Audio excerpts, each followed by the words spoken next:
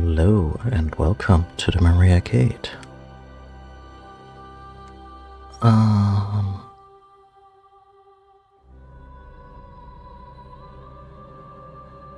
Yeah, we're playing Bloodborne, and probably, maybe for the last time today, I've reached a compromise with myself regarding the Orphan, of course, as in I would like to beat them. But there's also a certain action adventure game by Nintendo coming out tomorrow, which I want to stream for you, and so what we're gonna do is we're gonna try beating the Orphan for a couple hours, and if that doesn't pan out, then I'm gonna go beat up German, the Moon Presence, and beat Bloodborne. Sounds easy, right? Fairly early in the afternoon for me, so we have some time. I have other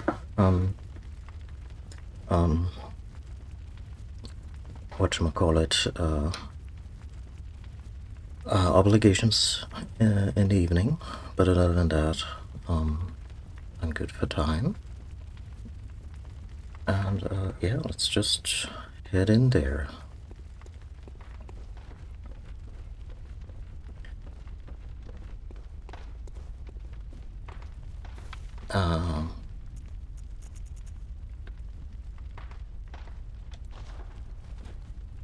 Yeah.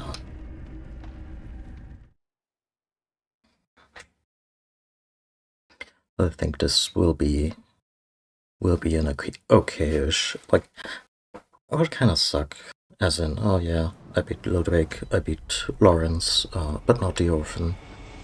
Kinda leave it as a white whale, which, given the setting, is not entirely random.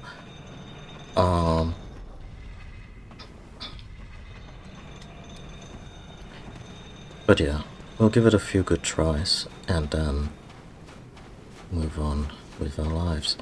And there's always the option that I just do a bonus stream in which I keep trying to fight the Orphan and maybe Ebriatus and whatnot.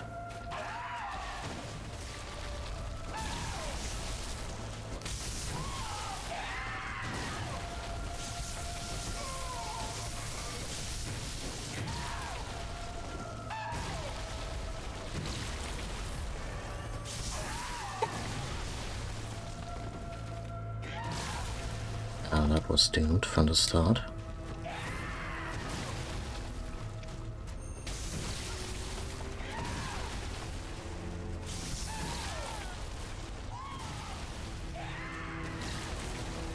Not the worst attempt, in the sense that we actually made damage happen. Damage occurred, on both sides, that is. Yeah.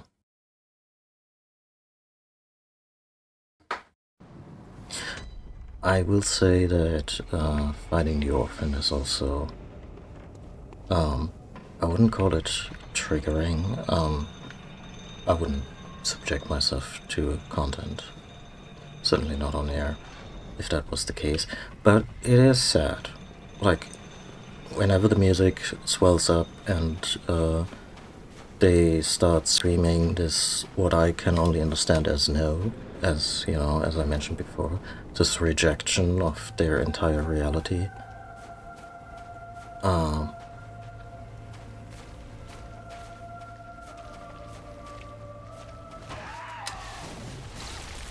It is very sad, and I think there's maybe a little too much I can subject myself to that. I don't think that was why I noped out yesterday at all. That was really just me not being fresh and capable anymore.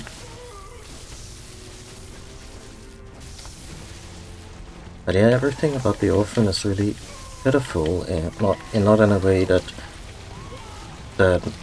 you know engenders mockery, I find. Other than, just how far out it is in terms of design and combat mechanics. Like the whole use your placenta as a club and the umbilical cord as a yo-yo. As the yo-yo string for it. Yeah, that...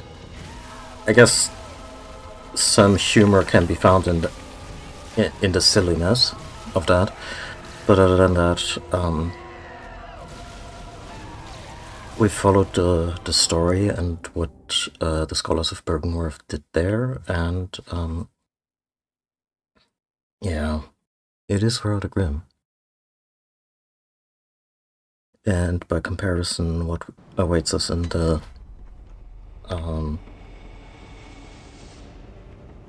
Hunter's Nightmare at the very end of the game is comparatively tame. Like, sure, German is a bit of a sad figure, but he's also, as we found out with the whole Lady Maria and the doll situation, kind of a creep. And also the whole thing that the hunt through the Hunter's Workshop endures is just him scraping for relevance. Like, at some point the church was organized enough that they didn't need his services anymore. And maybe they were also like, okay, the old guy's getting a little weird. Maybe they get wind of the whole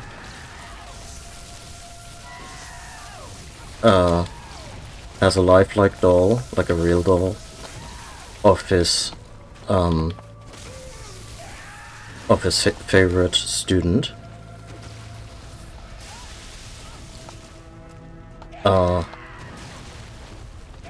Maybe it's time to hand him the golden watch and, compliment him out.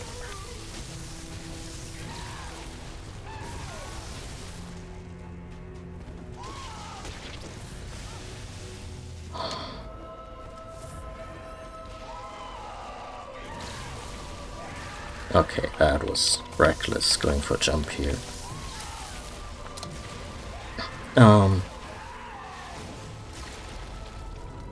Yeah.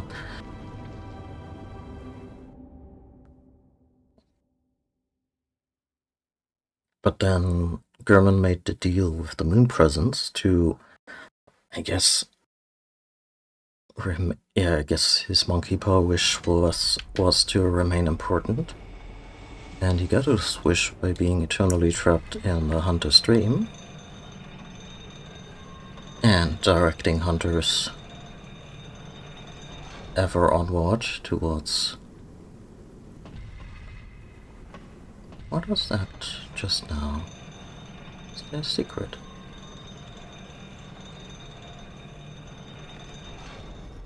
Did I just see things?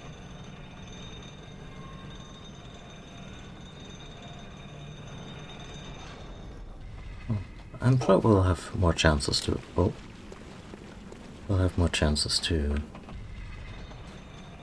ride this elevator and find out. Not that it will radically change anything. Like, we're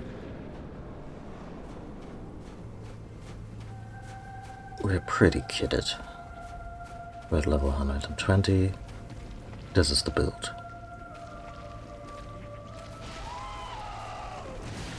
So I'm attacking the Orphan with lightning rather than the recommended fire, simply because our lightning damage is, compared to our fire damage capabilities, is through the fucking roof. Like,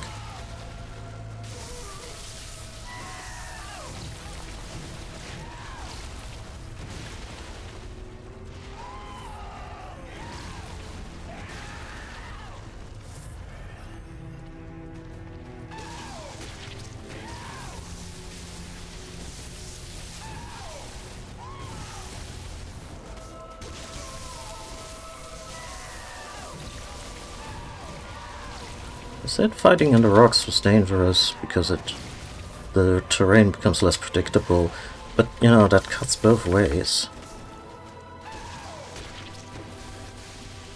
Come here.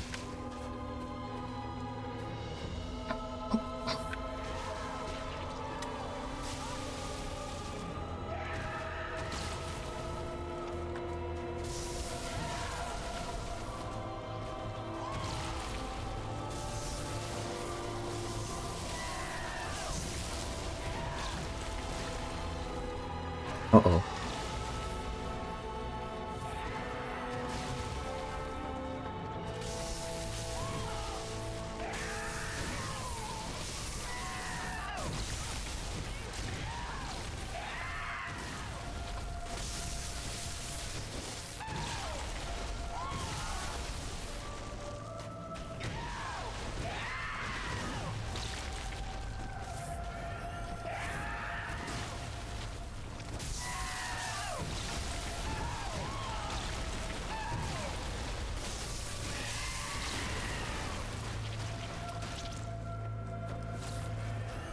Oh, he transforms by taking a big nom nom out of the placenta.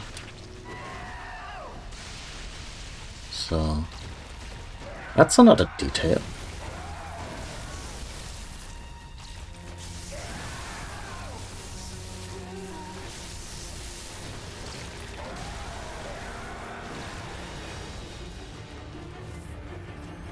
And now the fight is dire music, huh? Soundtrack's like, oh, sprouted wings. Suddenly it's dangerous, and all my mangled corpses from previous attempts are like, he was dangerous the whole time, you fuckers. You just wanted to play the tragedy card.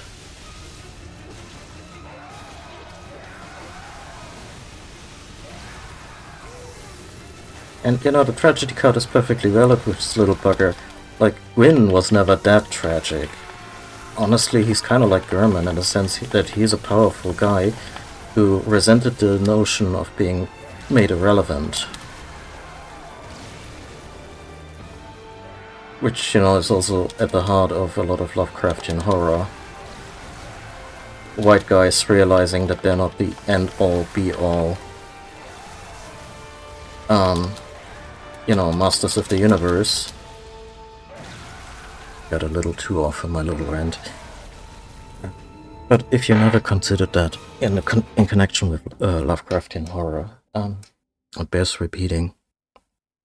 Lovecraft is about the notion that we're not alone in the universe, and the other movers and shakers in the universe are so much more advanced and powerful and enlightened that they wouldn't even consider humanity a speck.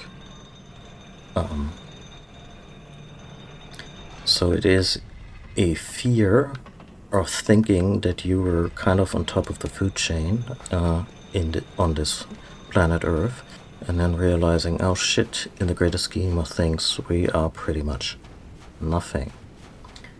And there's a fear of loss of control there, and a fear of loss of relevance at the very heart of this. So, after after Dark Souls and Gwyn, it's not really surprising that Miyazaki would go there, because those are clearly things that are on his mind. Sorry, that one doesn't count.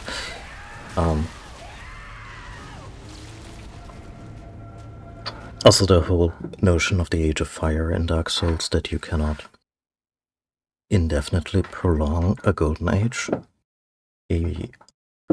A time when the shit that you thought was important was the most important and universally accepted as the thing everyone just gathers around in awe. And whether consciously or not, Lovecraft was experiencing in his time something similar with regard to white men. You know, you got stuff like women's suffrage. You know, women get the vote. What about us? You get stuff like, you know, whatever meek inroads people of color made into white establishments in the first half of the 20th century. And suddenly, the white man is no longer like the end-all be-all gold standard of existence and relevance and power in the universe. Or, in the world. And a lot of that, at least subconsciously, must have informed Lovecraft's whole deal. There was also a big, his very personal history, which is actually something I can very much sympathize with, like his broken home, his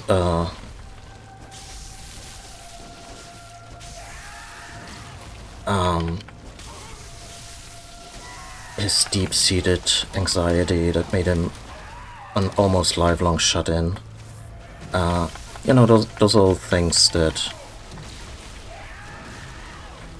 I can... that prompt me to just want to give the guy a hug, even though he would have been absolutely traumatized by that gesture. As opposed to his xenophobia and racism.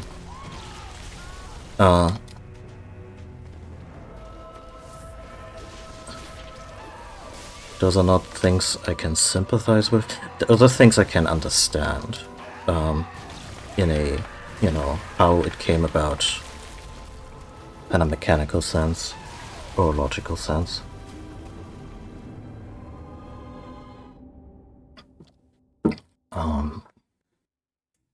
But yeah.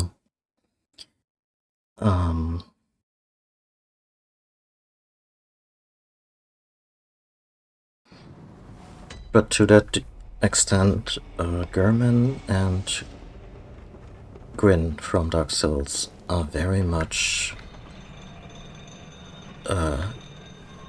characters in that mode, in that... there's something there, isn't there?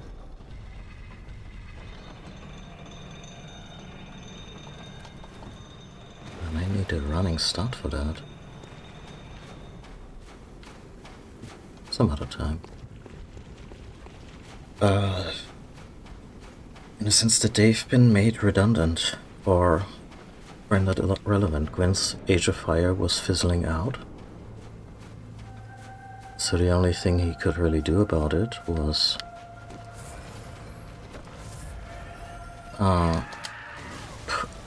throw himself onto the pyre rather than accept that the time of his kingdom and his age was at an end.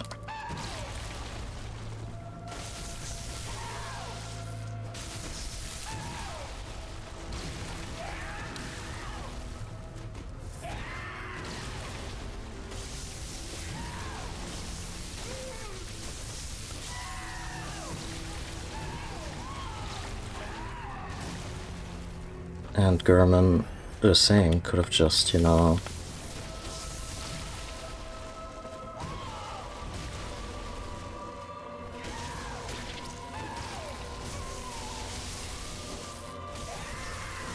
have just retired peacefully. Although I guess with Gurman it's also that the church probably did him dirty. In the sense that given that they were this theocratic monolith, that of course they completely co-opted his contributions to the effort. So with Gwyn, Anor Londo is still there.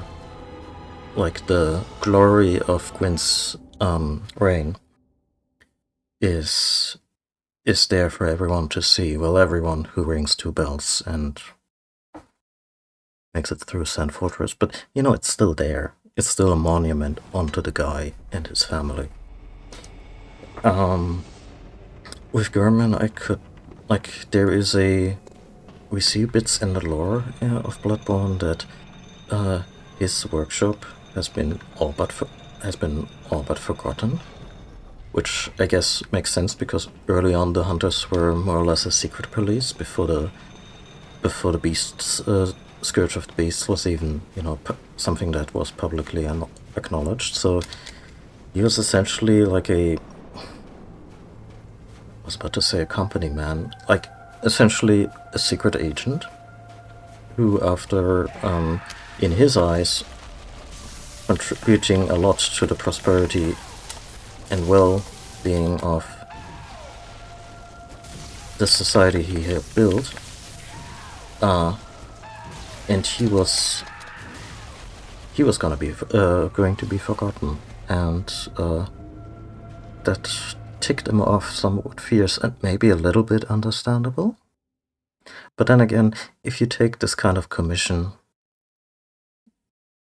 you should probably roll with the punches and be like, yep, nobody will ever know, and that's the point.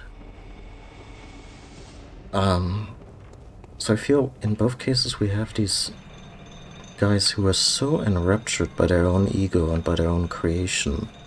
The Age of Fire for Gwyn, and the Hunter's Workshop and the hunting tradition in Yharnam, in German's case, that they just refuse to let go of that. And they both make a decision that leads to them being more or less final bosses of their respective games. Set to really sad music, as we will see with German.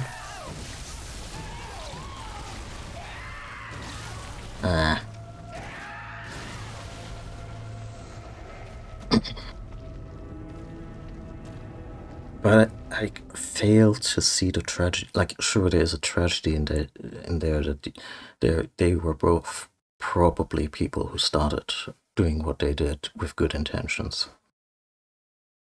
Like, I could totally see that at some point Gwyn wasn't just a guy who wanted adoration and, be revered as a living god. But it was more like, yeah, that this kind of sucks. The age of the everlasting dragons. And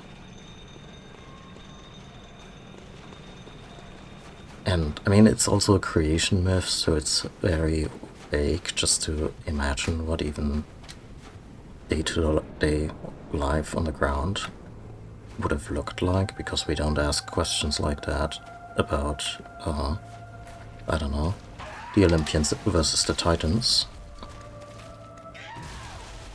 Although, I would really like to play the first 3 God of War games soonish.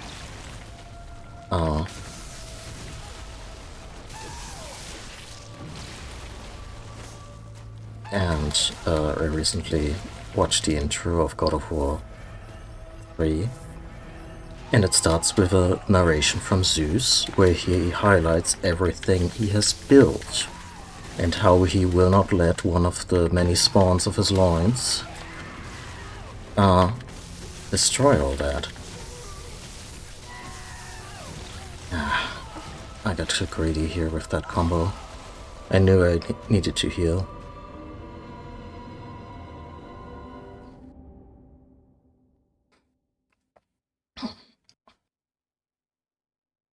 I guess this is also something we're facing a little bit as a species right now, in a more pronounced way than maybe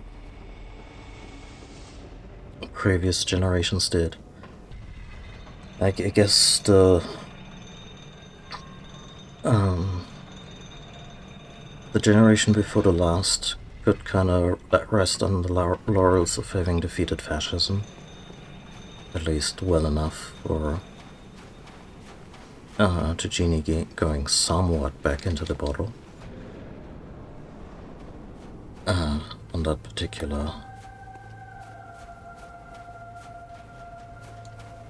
that particular front. And then came the Boomer generation, and I probably don't have to tell you how pronounced the whole generational conflict between an ever-widening wealth gap that makes the whole, in principle, the whole social contract kinda absurd.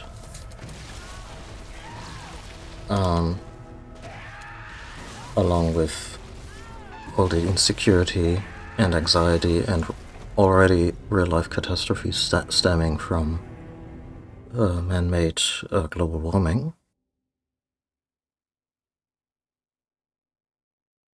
I wonder if there's still climate change deniers in Pakistan.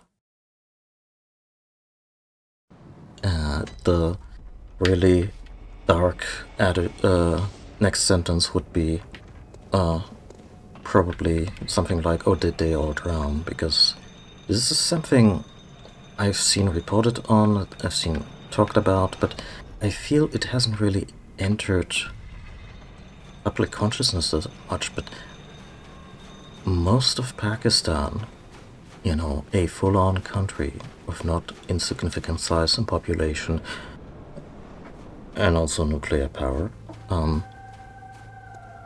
was flooded a couple years ago in a manner that hasn't been seen or in any recorded memory. Pretty much devastating the entire country.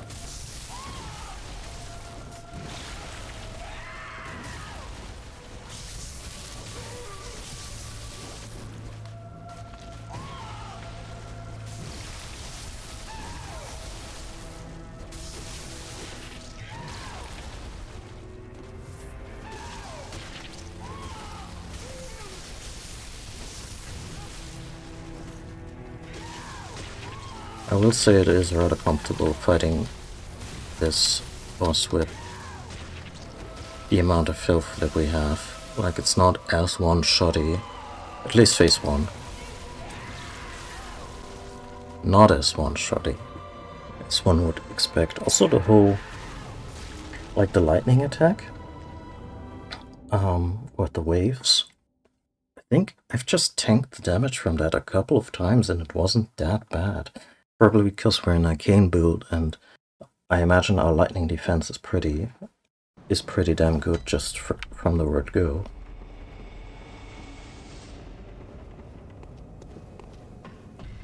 Whereas a more physical build is probably, they just see their health bar evaporate when they get hit by that, and I didn't even reposition, even though this was always like in every guide about the Orphan, you see, yeah, when he does the lightning thing, you run for the hills or for the water. Either way is fine, just get out of there. And I'm like, and no, I got a good combo going. Let me do my shit.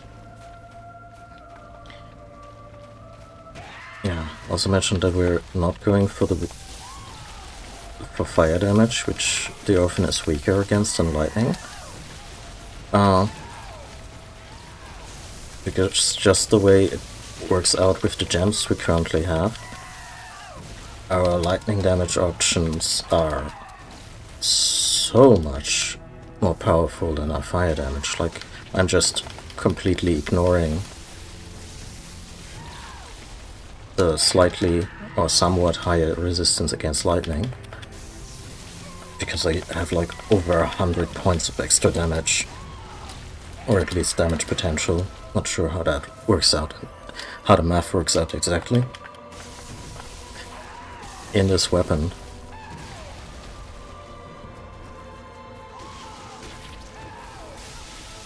Fair. Could have dodged that. I could have dodged that too. If I hadn't been so stubborn and inflexible. Yeah.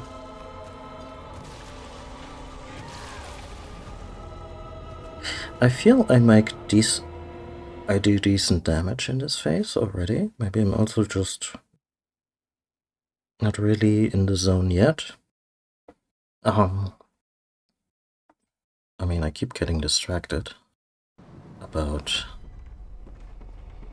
lore topics that I'm discussing, though I will say I enjoy it. Like, it's not like these are things that I've like, it's a mixed bag. Sometimes these are things I've talked about before, but since I don't expect people to just like watch everything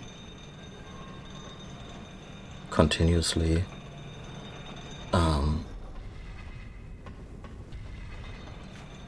but maybe also just join me here in the moment. So I end up repeating myself, but some of the stuff is also just a very stream of consciousness. Like the analogy between German and Gwyn was something that I only just thought of. And that's not to toot my own horn, just to give you a little bit of an insight into how my brain works there.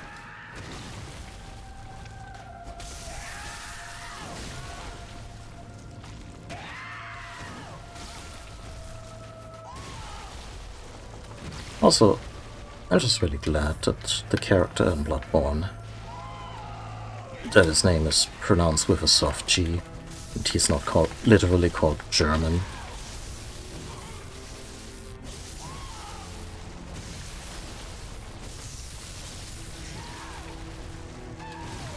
Because when Germans hunger for lost valor and significance,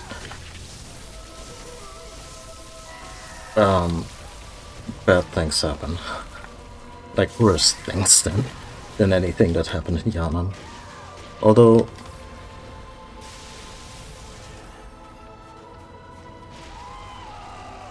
they certainly tick several boxes, not gonna lie.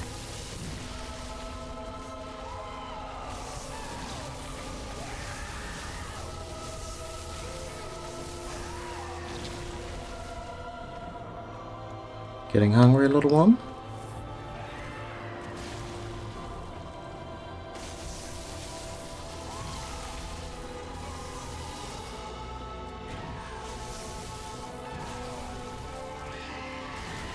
Now we go. Come on.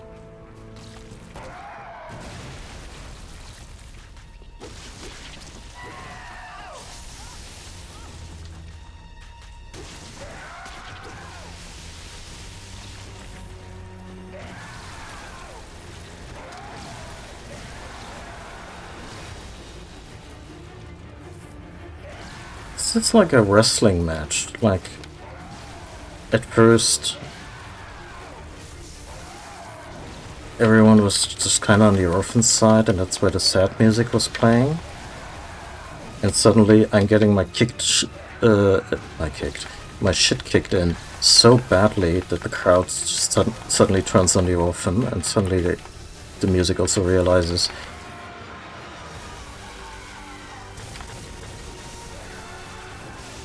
See, not that bad.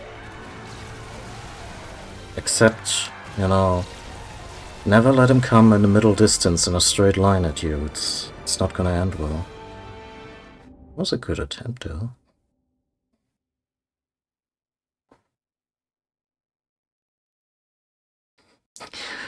It makes use of centrifugal force. How? Puzzling.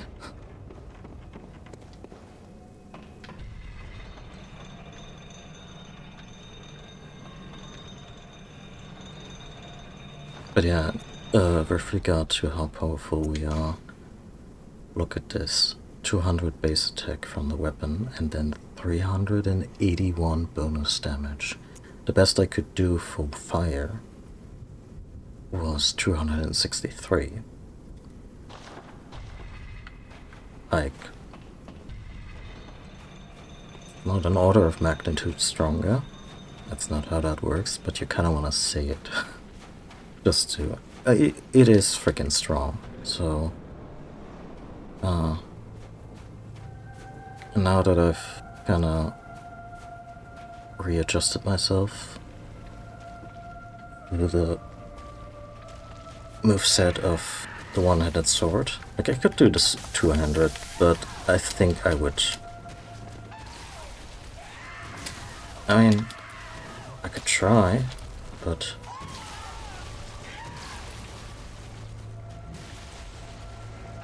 there's certainly advantages to, say,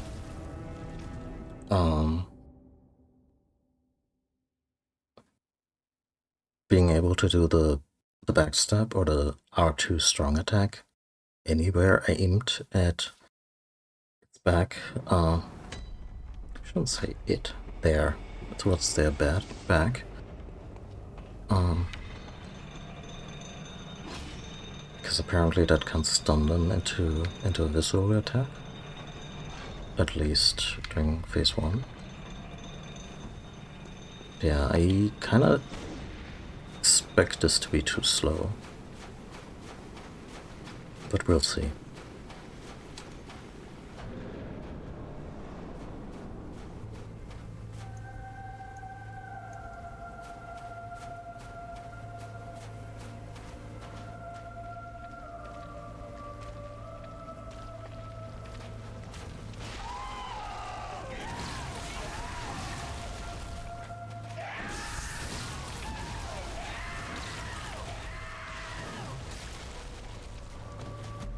Yeah. I mean, this was a bad start too, but really fast-moving enemies like that, combined with a very slow weapon, usually hasn't panned out. Usually going for the one-handed and just being more patient and consistent. That's usually what brought home the bacon with, I'll say, most enemies like that. Didn't fight Lady Maria with a two-handed weapon.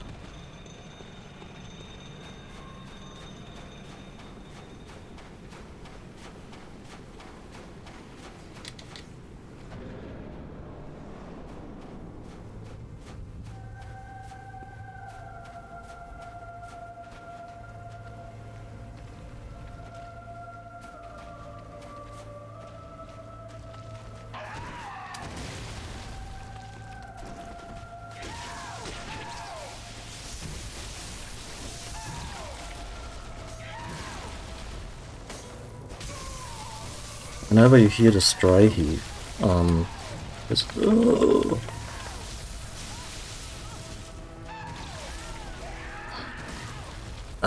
I think that also signifies that I at least stunned them for just a second, just interrupted one attack.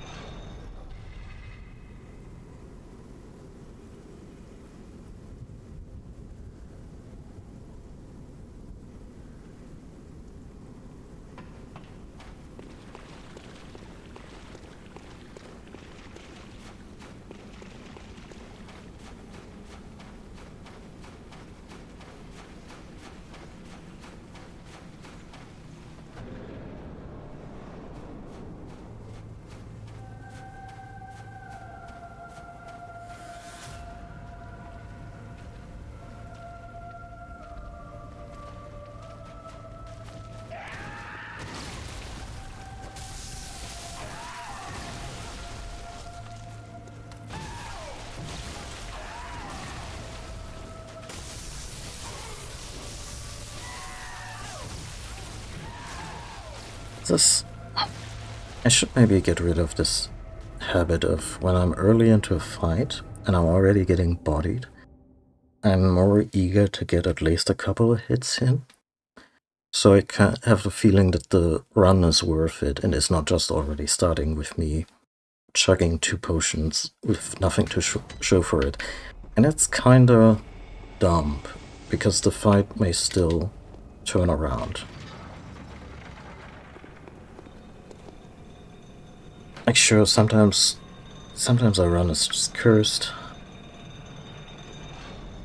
You know, bad RNG, bad micro decisions, lack of declining confidence, and so on and so forth.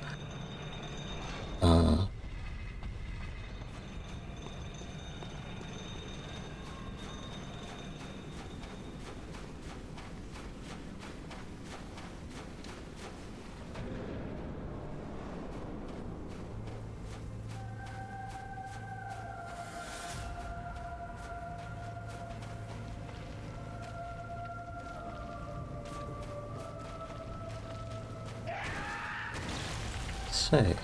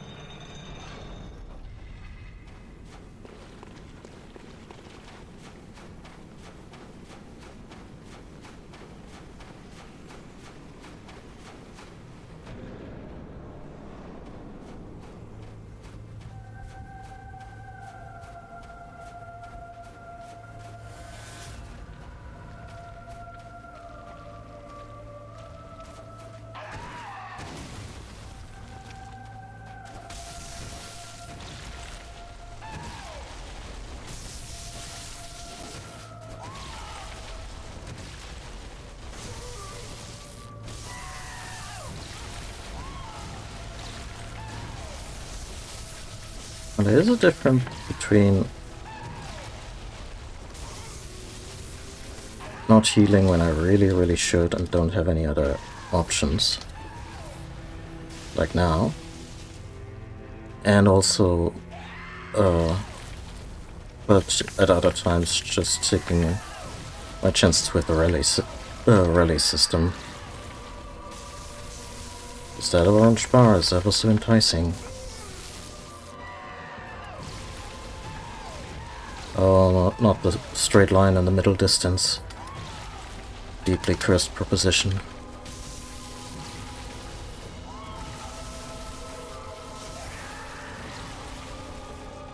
Come on.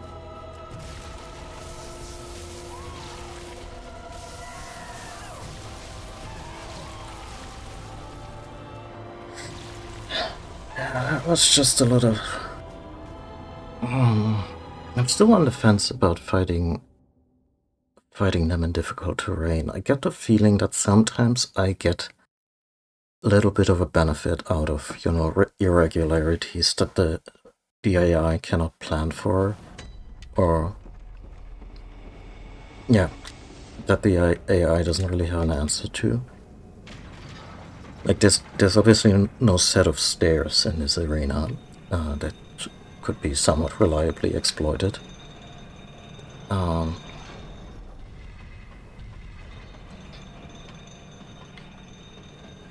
But then there's also, I guess it's certainly a double-edged sword. The whole, yeah, let's go into the irregular terrain. Like some guides just straight up tell you, fight them in the water.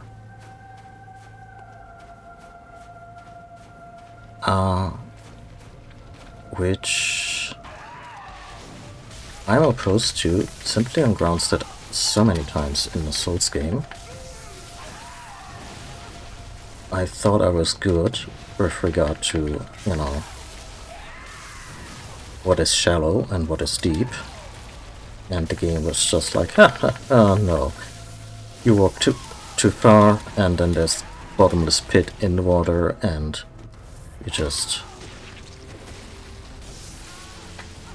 that was a little unnecessary on my part. That's the straight line in the middle distance again. Hey!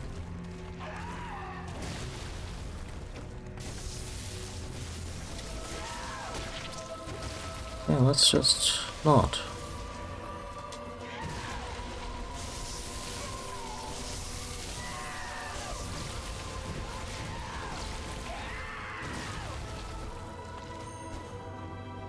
That was a whole lot of damage that didn't go anywhere, along with stamina and whatnot, related costs,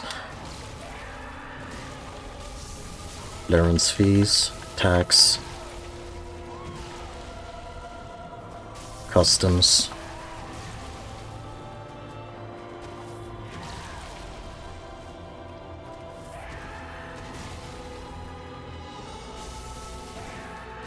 $500.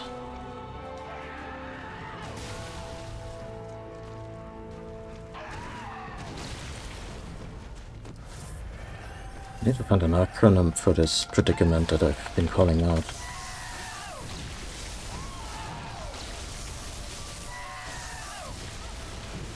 Hey, won't you take a bite? Won't you take a bite and a break? Alright. Comes with explosion damage. Come on.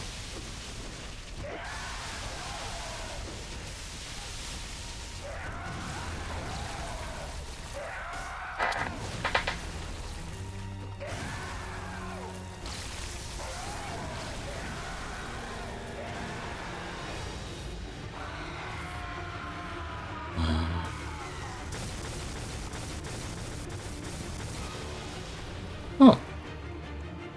That's the run for the hills options. If you run towards the entrance, it cannot necessarily reach you.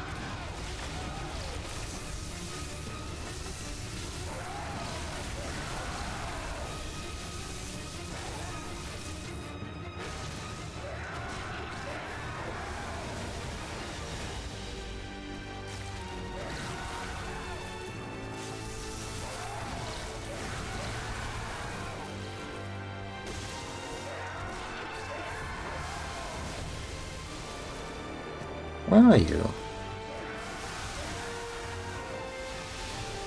Come on.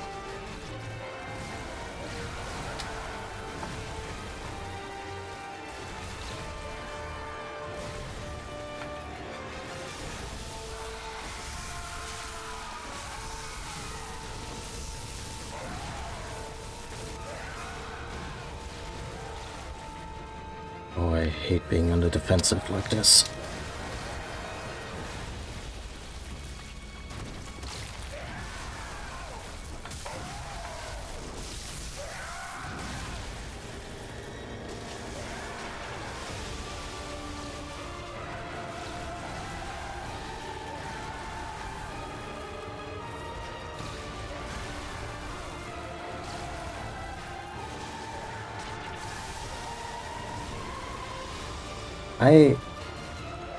I was getting to the point where I felt I wasn't doing any damage anymore, so I made this decision to commit to a couple of attacks, and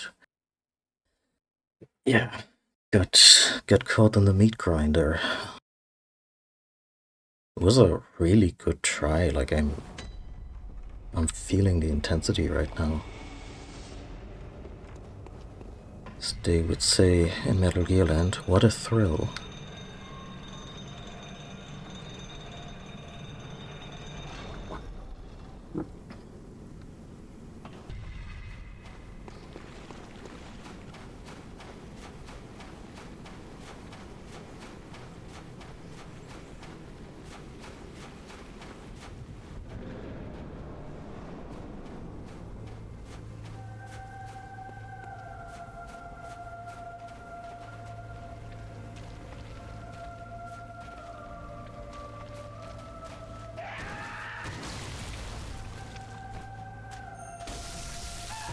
Again, why do I do this? 500 damage is something I can do with 2 swings easy, without the wind-up, the risk, the postage,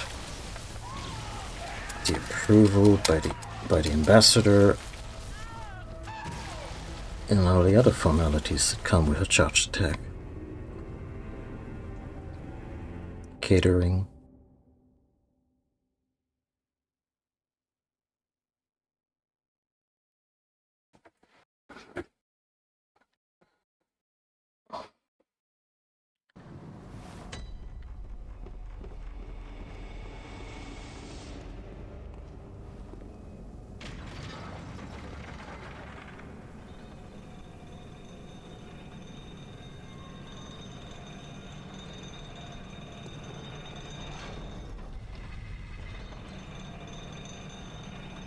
I guess because it's a little boring. Like I'm effectively reduced to R1. Although it's not entirely true, I can always just use the heavy attack without the charge. To mix it up, maybe, I guess. Maybe at the end of a combo?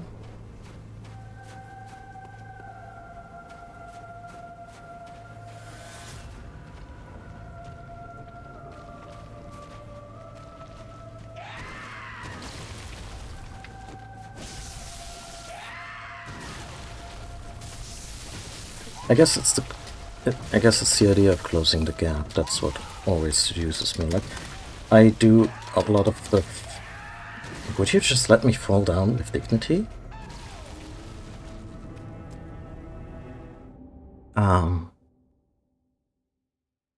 A lot of these micro decisions come down to instinct, like it bypasses higher brain functions entirely.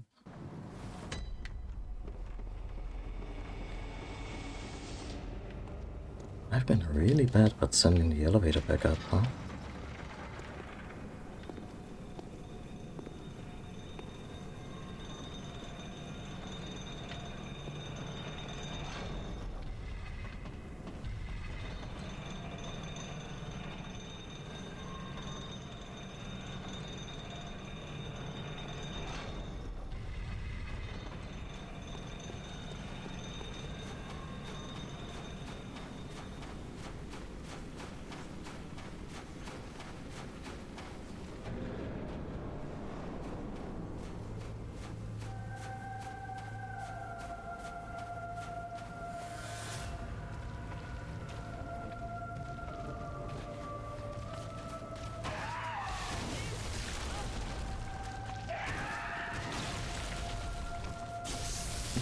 there it is again.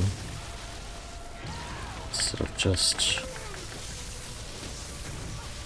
going with the proven.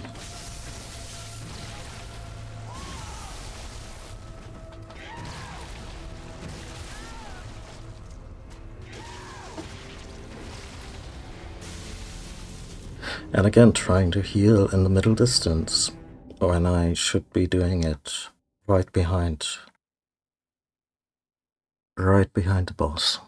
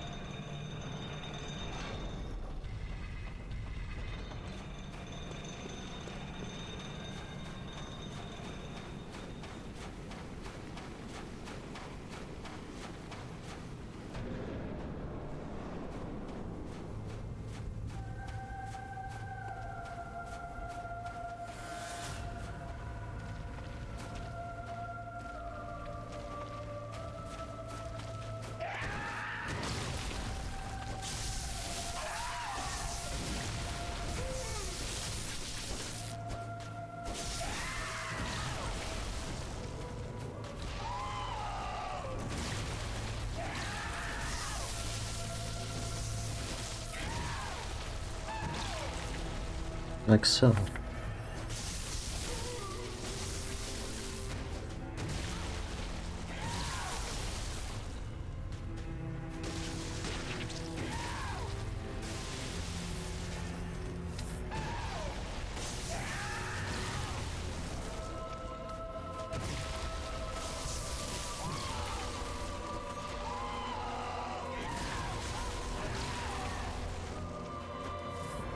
Exceptions, of course, prove the rule.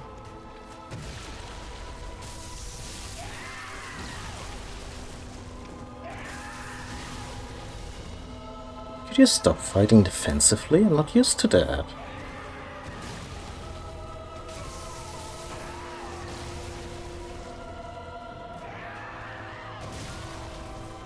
I should be more aware of the fact that the overhead swing is very flexible on the direction. Oh, that's... yeah, oh, that was...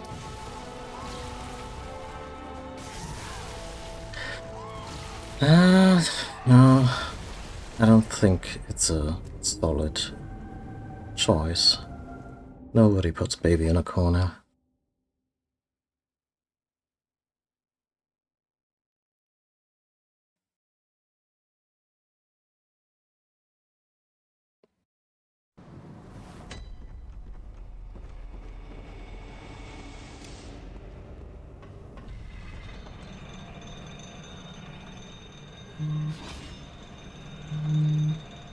Excuse me, gotta take this.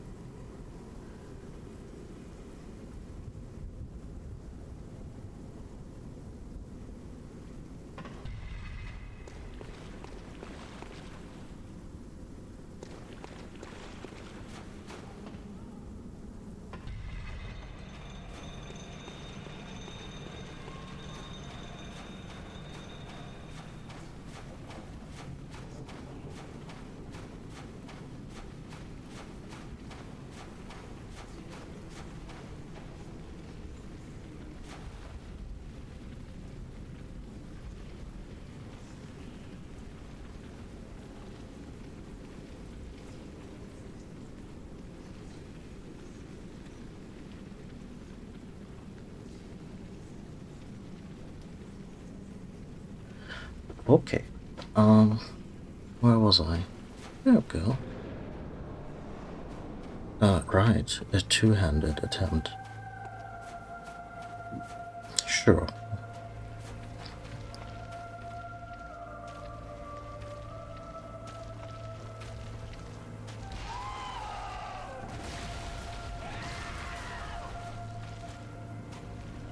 Can you just start with the jump?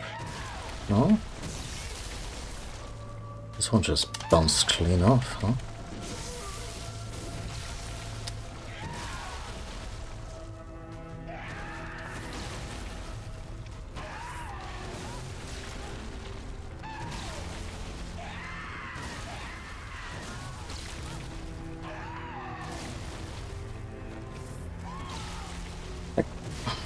It's not just that two-handed is a different beast entirely, I also feel that the few attempts I've made with it have been abysmal in terms of RNG.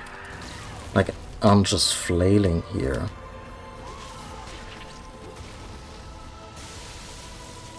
Come on, give me something I can work with. Oh, that's good.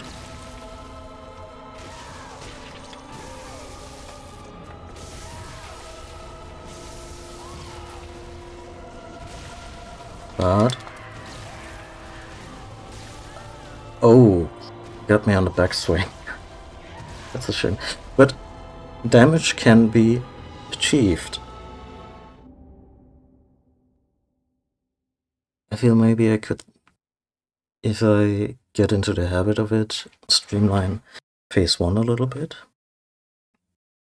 I'm not sure I want to attempt phase 2 two-handed, although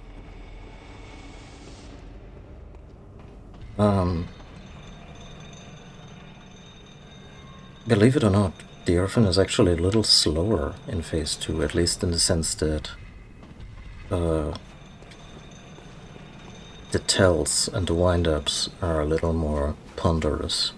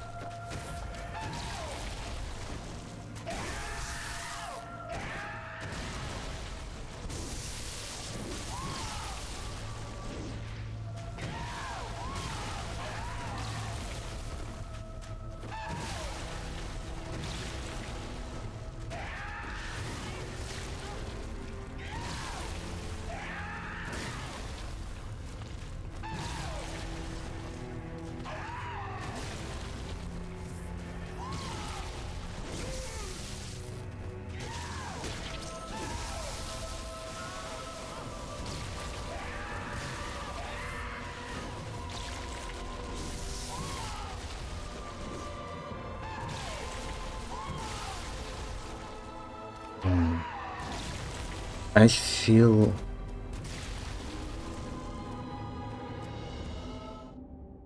shackled. Like, I feel like I'm Goku fighting with weights on, but not in a situation where I should do it.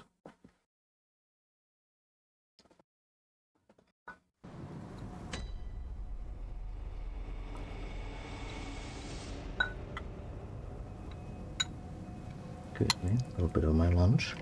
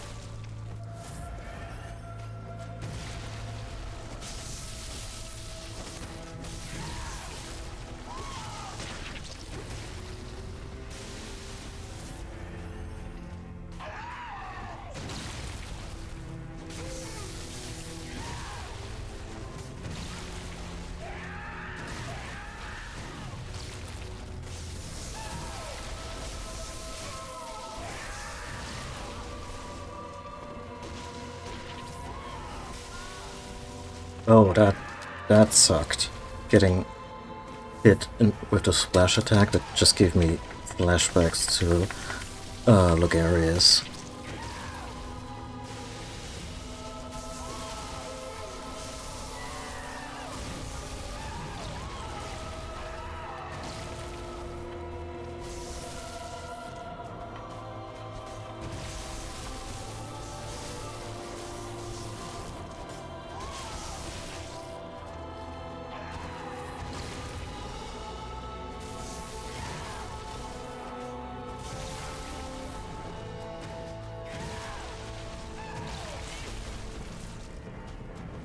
I wanna be here.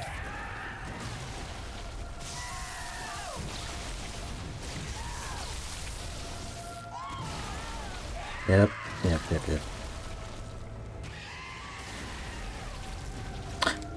Hey, this was technically a phase 2 attempt.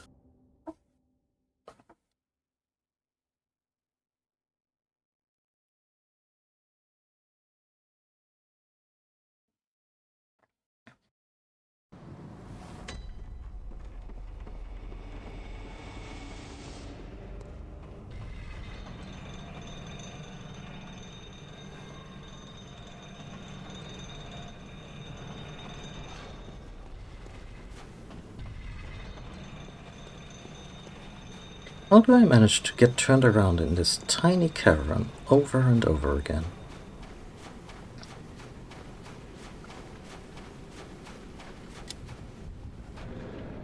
I probably wouldn't even be able to give you the order of the various entrances.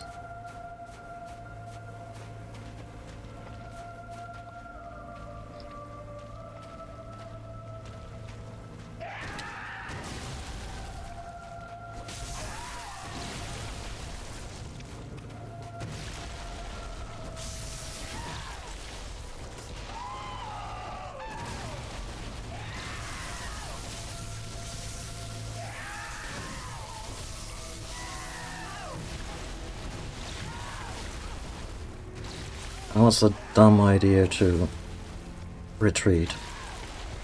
Again, should have just stepped behind him. If I get whacked on the way there, sure, but it's still a safer bet than getting in front of it.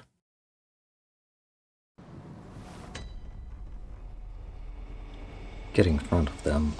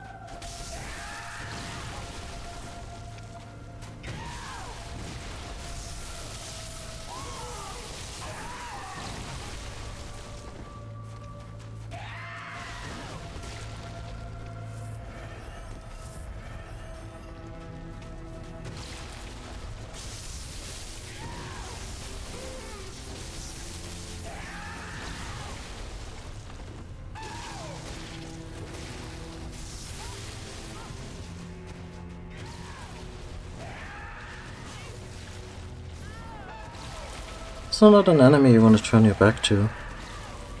It's more of a denial thing than anything else, really.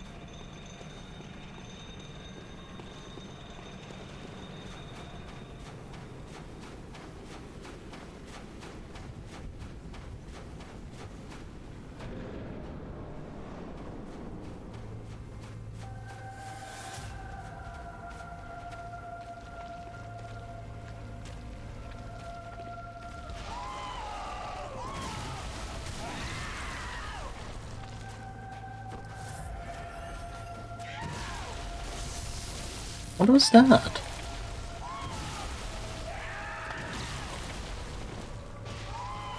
Very peculiar.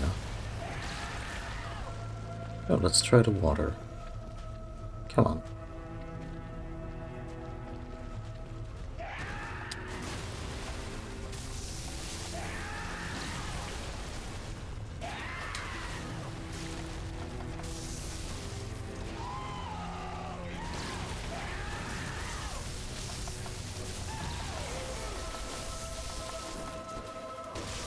Do I spy a gap?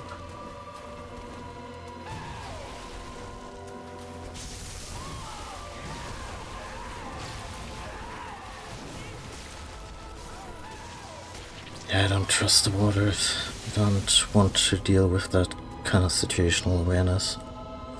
I think I'm okay on the hillside if I don't get too wrapped up in, you know, playing coy around the walls. Need a bathroom break. I'll be back.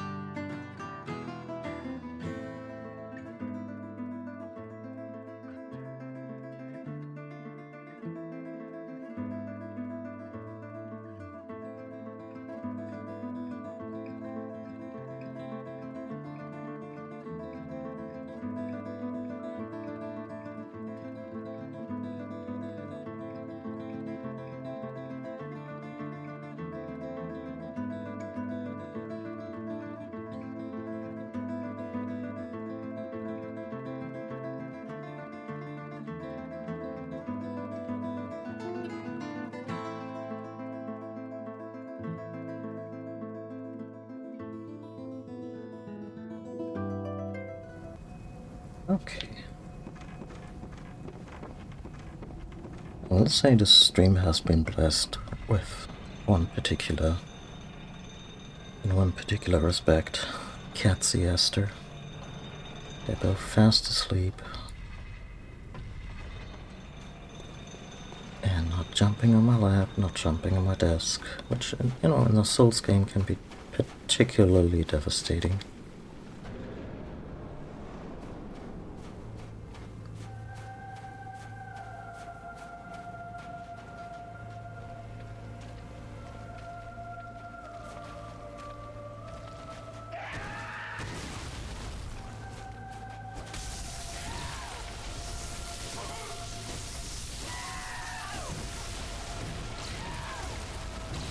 Good start, good start.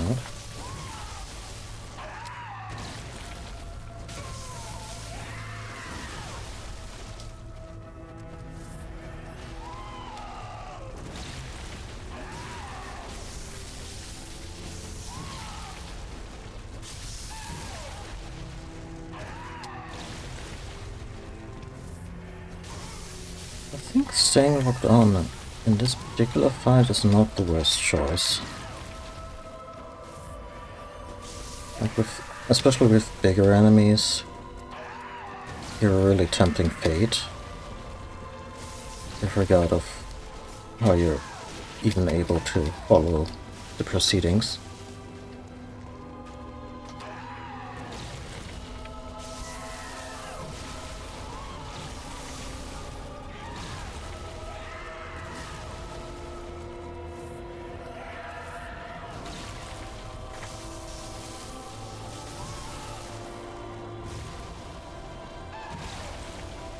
Come on.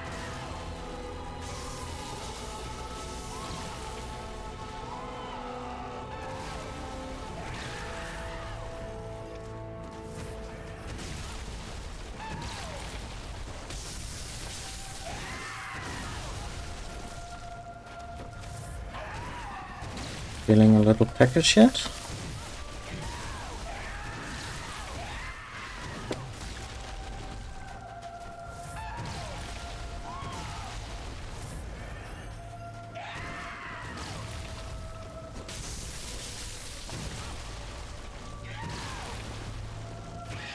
Yep, there we go.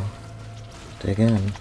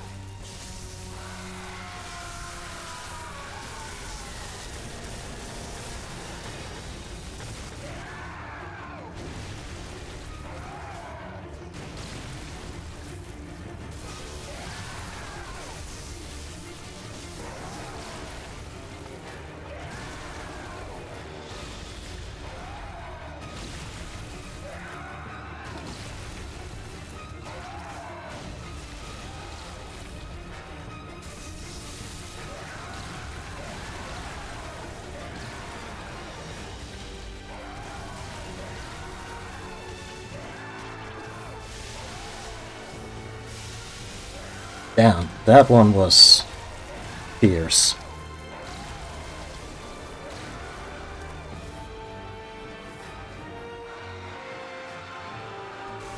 Okay, yeah. Come on, come on.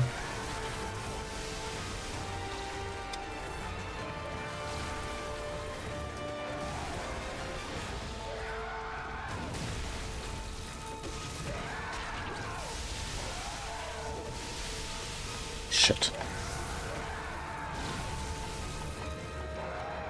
Honestly, I'm kinda glad I died before I used my last health vial. That would have felt so dire to just run out.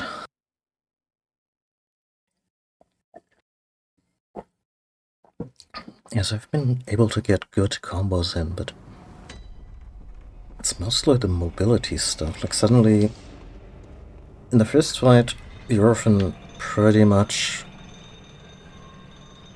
comes to you. Or, you know, for the whole duration. Like, and in phase 2, suddenly they're over there, then they're over there. And then they're near you, but also with, like, a terrifying overhead attack, and the attack that got them to you also took off a chunk, so...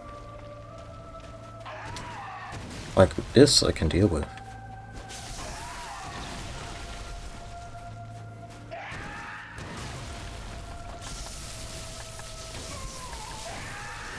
Look, you don't have to demo phase 2 for me now, just to make the point. But I appreciate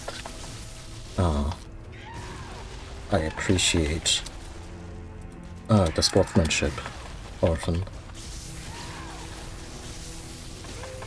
What?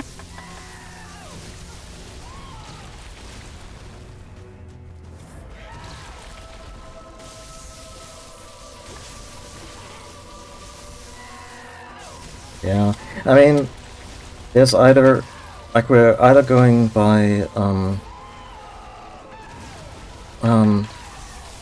Orson Welles, so,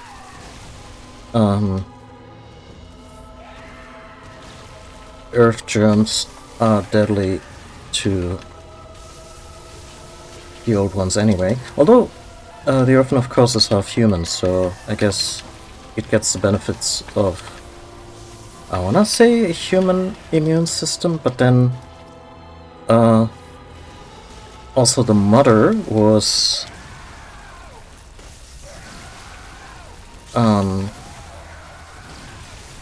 the alien, so I don't know. But I think we're more operating on the logic, they're gods, or, you know, space super beings. Of course, Earth germs do nothing to them.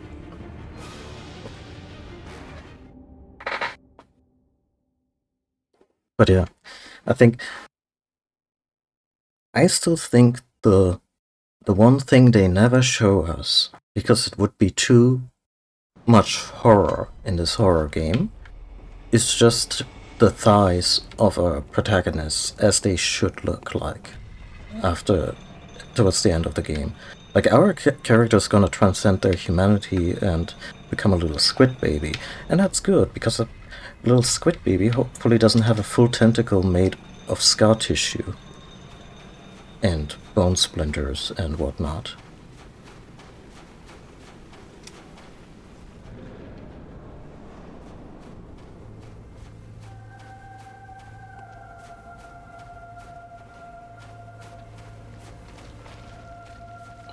Oh god, that's so sad.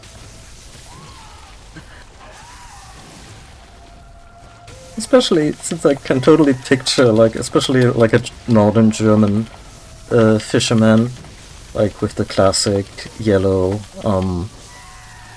coat and hat, just goes out in the morning, sneezes, and wipes their nose on their cloth handkerchief, and is like, "Oh, sure, it's chipper today." And somewhere in the ocean, you have this pregnant deity just, well,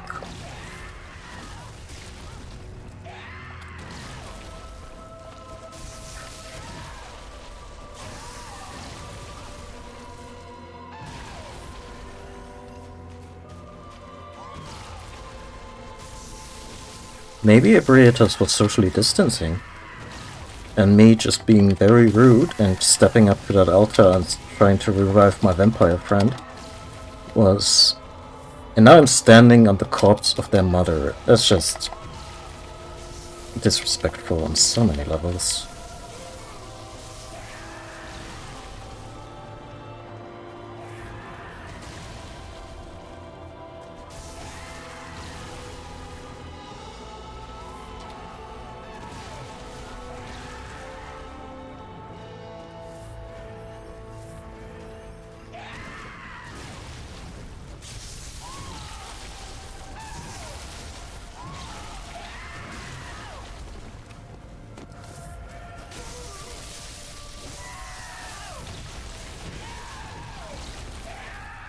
Did you just transform?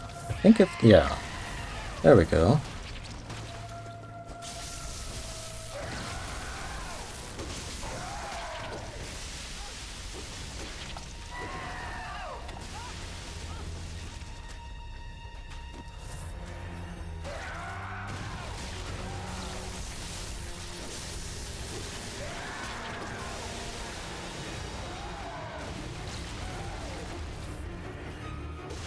I think the middle distance straight line situation is a little less volatile now, but don't quote me on that.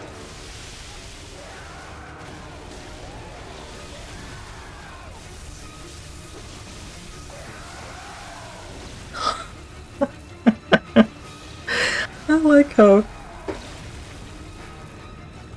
like how the Orphan was just completely done with my shit. Like, you don't respect my scary attacks. You just get it up in my face and keep attacking. Fine. Have a full handful of this divine and probably highly volatile placenta, and I'm gonna jam that right into your stupid face. And it worked. Our character had nothing to add.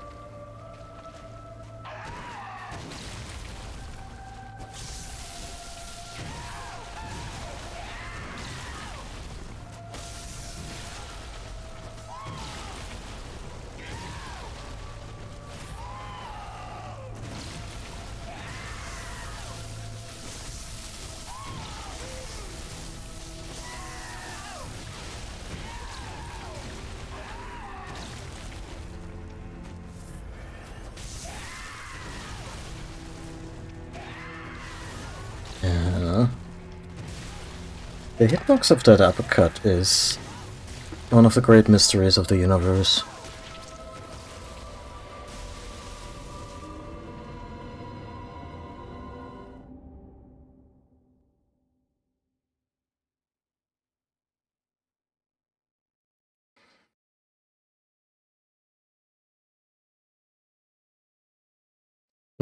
And doesn't even blink as it blows up into both of their faces. I mean, in fairness, their eyelids are probably caught in the same rigor mortis as this perpetual grin.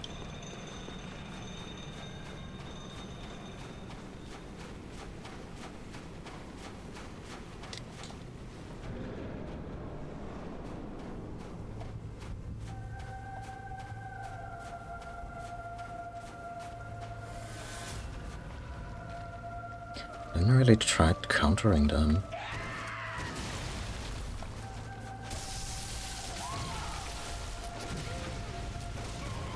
Huh, first try.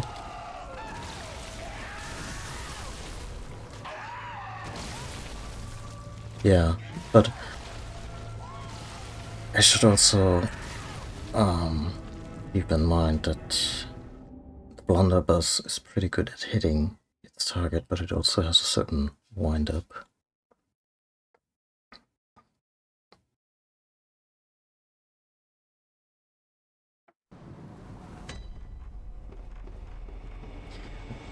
So I haven't been that close to the Orphan yet, but I just imagine their pupils to be little stars, kind of like in Discworld, the Eyes of Death. And just that really defiant gleaming, like pure spite. And let's face it, the Orphan of course runs on pure spite alone, which I guess is something I will always be able to respect.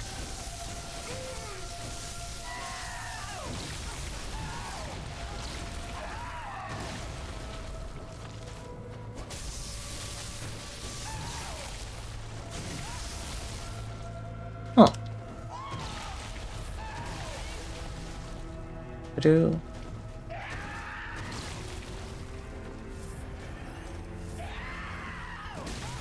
That was silly on my part. Like, I knew full well that attack. Okay, yeah, no. Fuck the geometry. It does not favor us.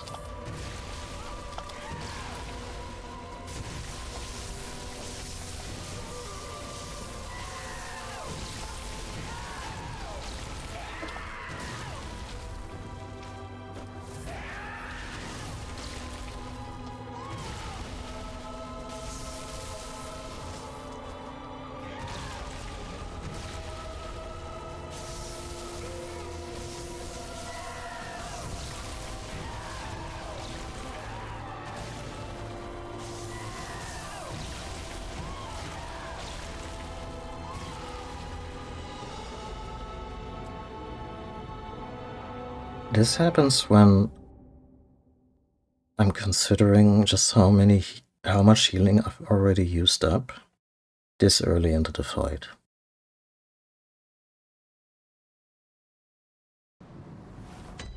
Ah.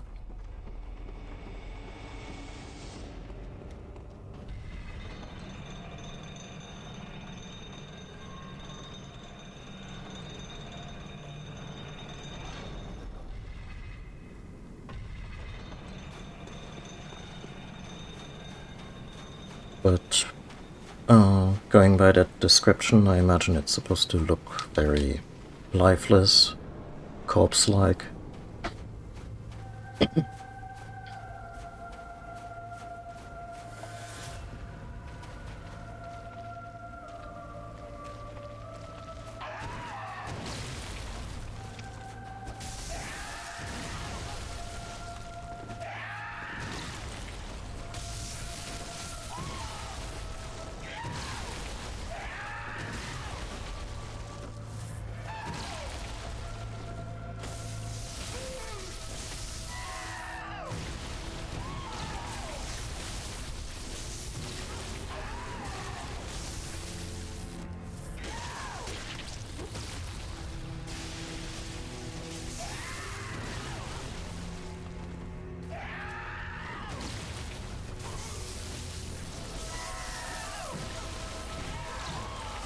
Oh wow. That one actually took me by surprise.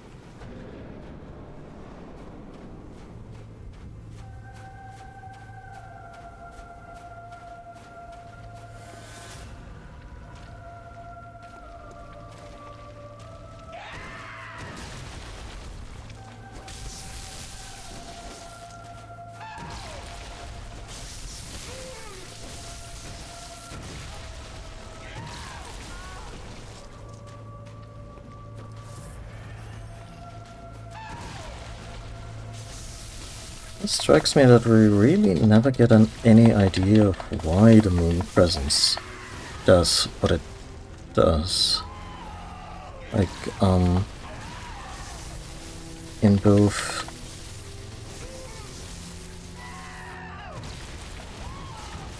the base game and the DLC, we're basically directed towards, yeah, bad things happen to newborn old ones. Could you clear that up? Or at the very least, could you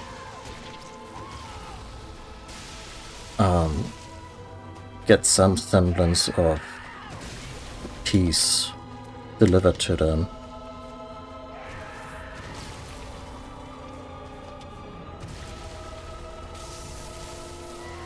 So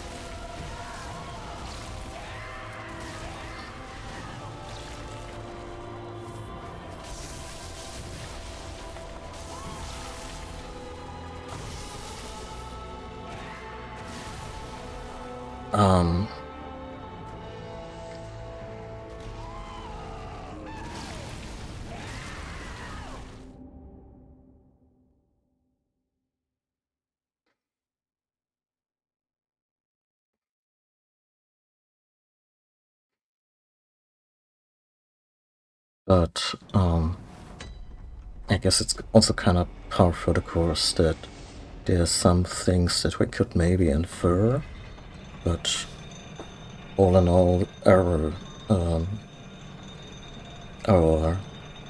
Lovecraftian old god employer still remains mostly inscrutable. Like, we don't know why the moon presence guides the hunter towards pacifying Murgo and the orphan.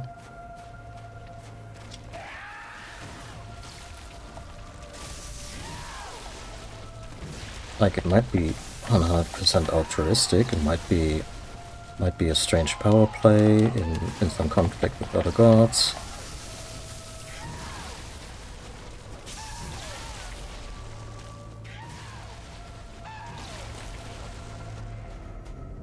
And the lore doesn't really offer much in that regard. Also kind of coming up both towards my ability to play well in this fight, and also the time limit I imposed, because I would like this, potential bonus streams notwithstanding, I would like this to be the last Bloodborne stream. And that means that about 2 hours in, I'm gonna pivot towards German and the moon presence. So we finally get our,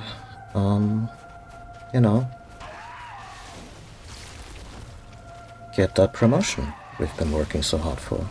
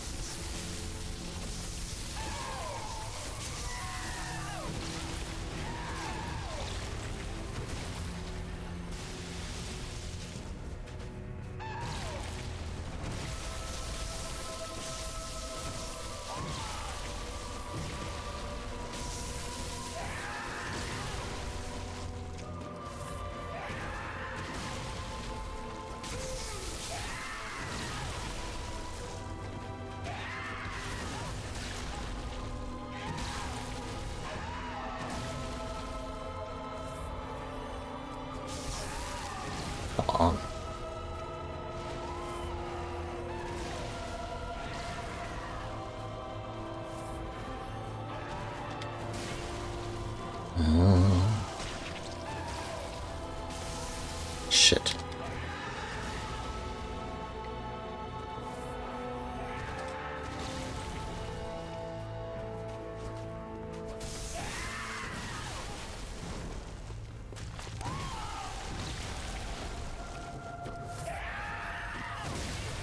I'm playing really bad right now.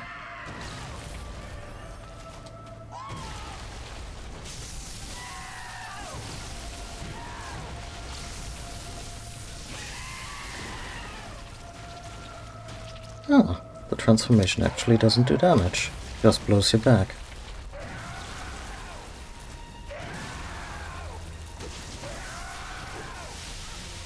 Everything after that is a world of pain, but...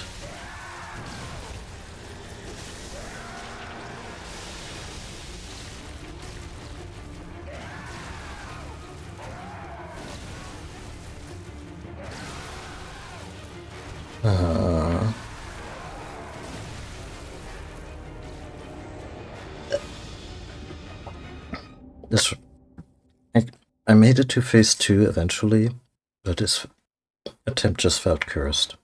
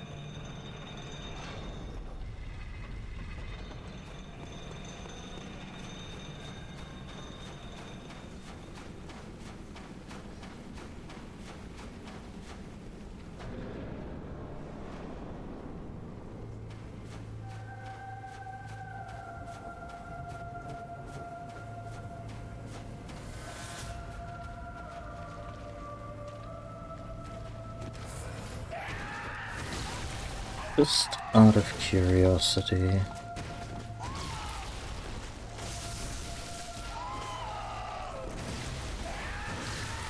Oh, never mind.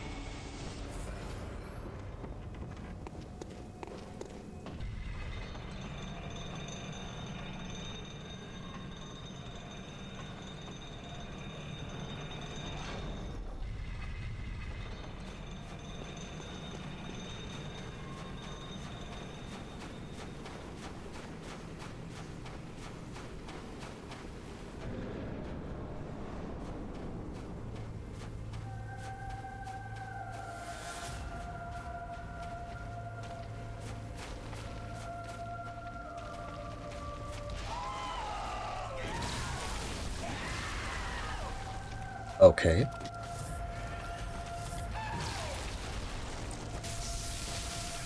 Truly, this has to be the one.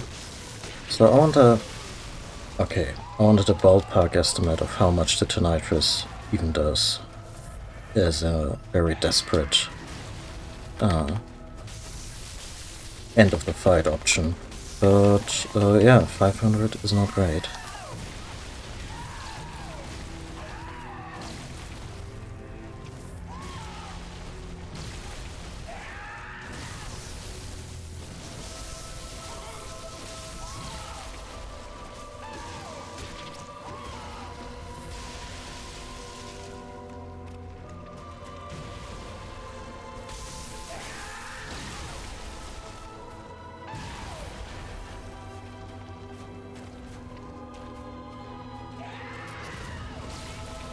Like, how it was locked on, standing right in front of it, had the blunderbuss, and the shot just went somewhere, but did not in any way connect.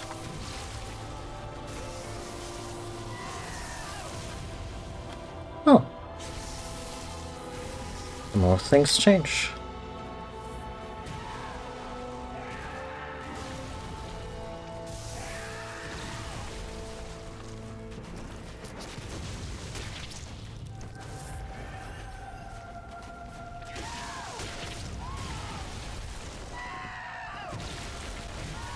I should be a little more careful.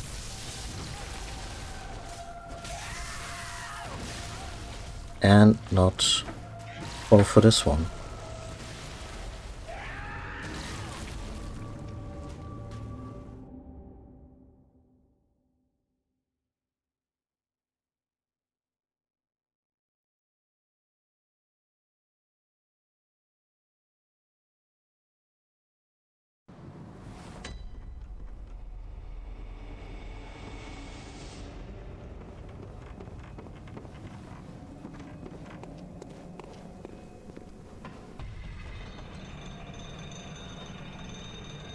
Look, the bullets are just being proactive by attacking the moon presence.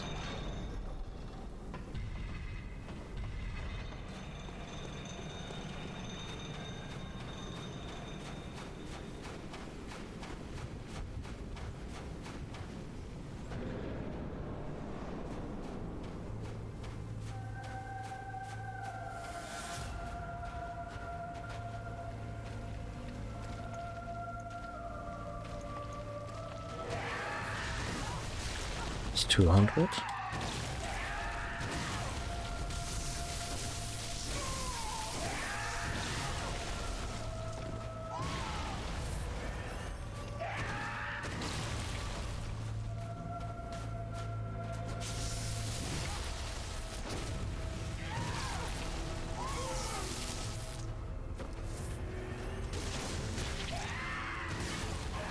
It's interesting how I can completely cancel these projectile attacks. Like, they're not stunned afterwards, but whenever it grabs one of the pink squishies and I just fire at it, then the attack is null and void. Seems very annoyed afterwards, but what else is new?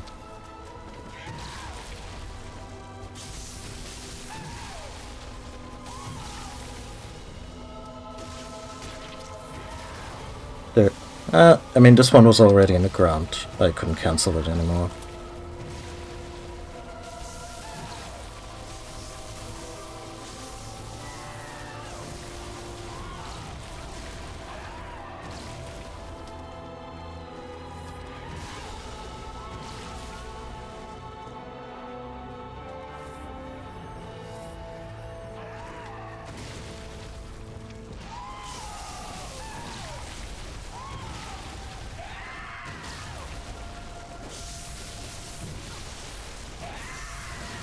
Ah.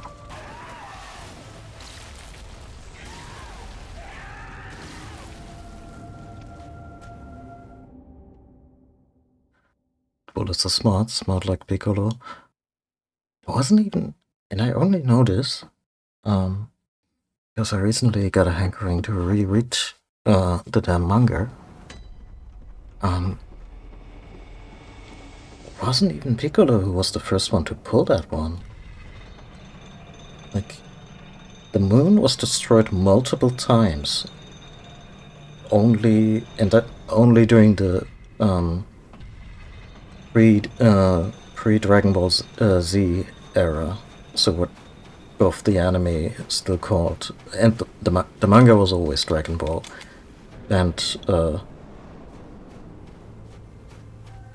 but even the stuff that was still adapted into anime without the Z added, which I think encompasses everything pre-Vegeta.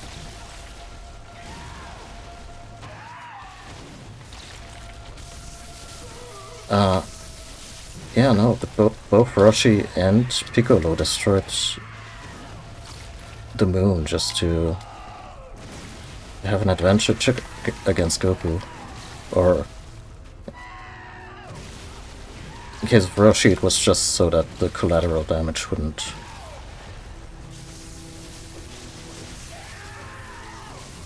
wouldn't be the kind of shit they would need the Dragon Balls for.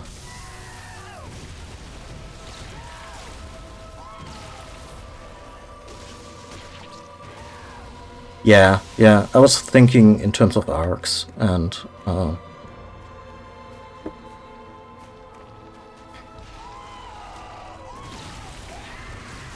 but that is correct.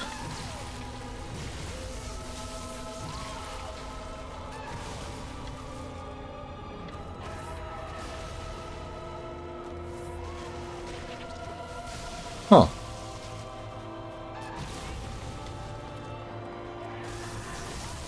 Oh, I got so greedy there for visceral. It's not even funny.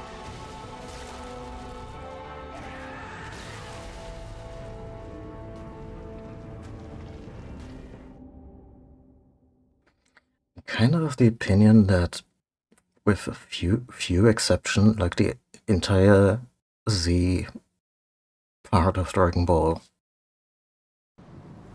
doesn't really need to be there.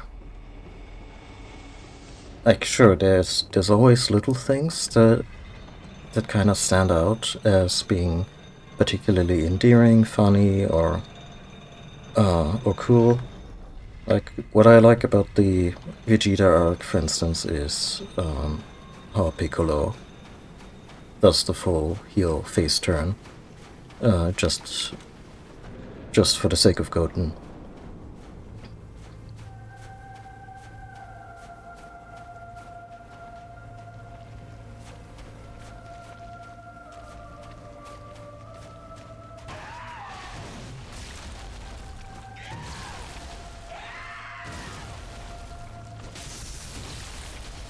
Also, what a weird flex that he was basically like, oh yeah, no, I'm the shit, but you haven't even met my two buddies.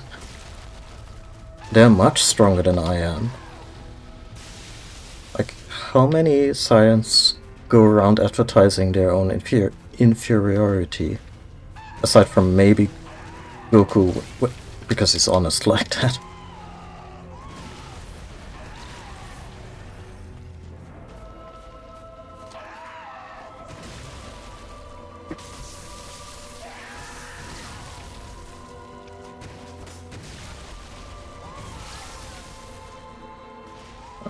I'm really running out of steam when it comes to the Orphan. It's a shame, I wanted to beat them. I think I got close a few times, like, in the sense of we have seen this fight and what it entails. I think the stream about covers it, but of course there's always the but I wanna do it.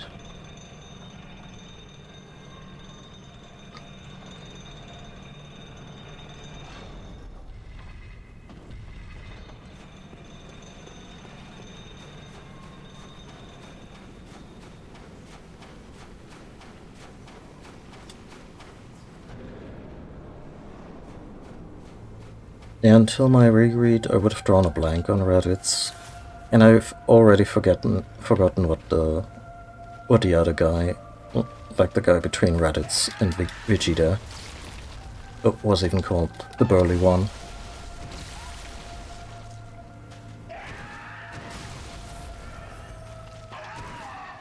Nappa. Yeah, I guess. I mean, it rings a bell now, but let's be real, you could have said,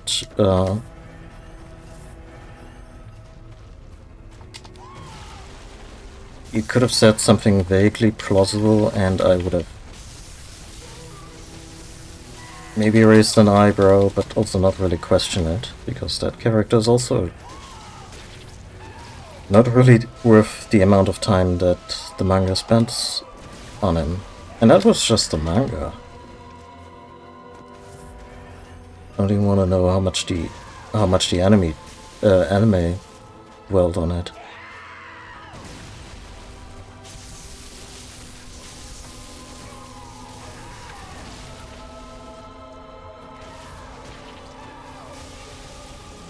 Ouch.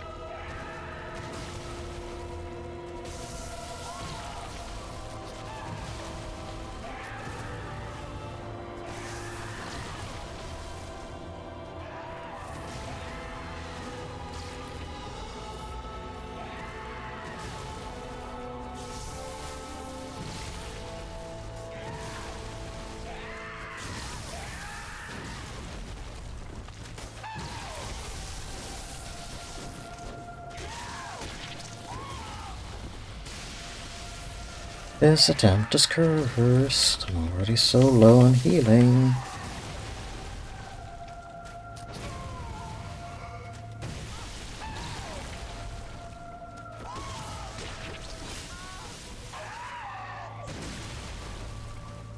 As well do stupid shit like two-handing.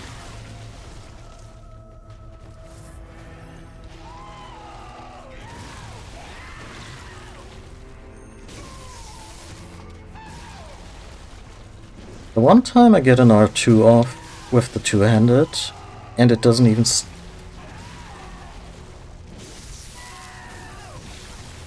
startle them.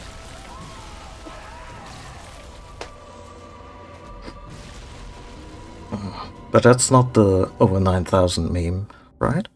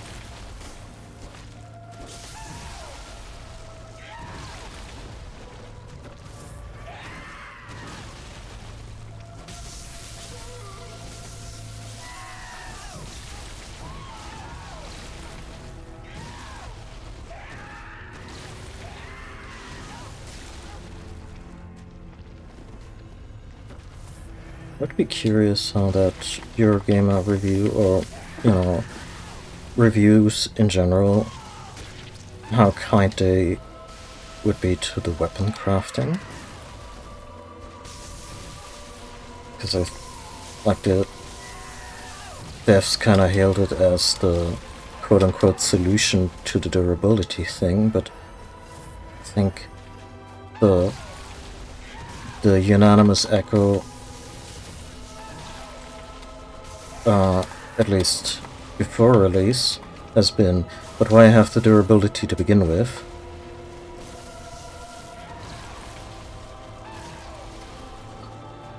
As someone who has played Breath of the Wild with mods that give the champion weapons unlimited durability, something like that would have really benefited the late game. Like, I like both the whole you're a scrappy adventurer and you're kind of just flying by the seat of your pants and have to make do with whatever you can scrounge together. But I also feel that the moment you are worthy enough, or, you know, stacked with health enough to pull out the Master Sword, which isn't even a... like, the Master Sword is not even something you need to beat the game. Like, just about anything in that. It's also, I want to say, pretty well hidden. At least,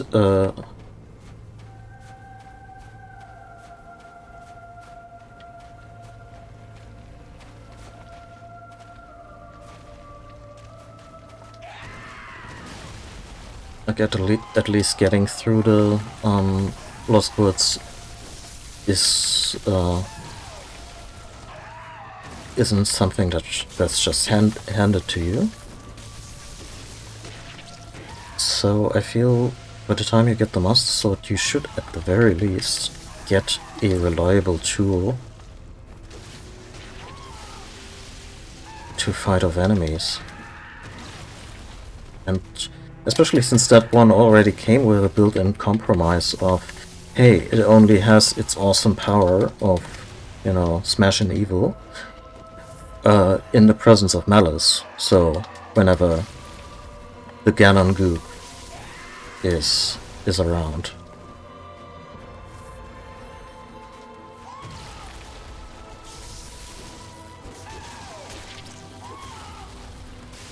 Which to me felt like perfectly adequate, like they didn't have to have it take a nappy nap.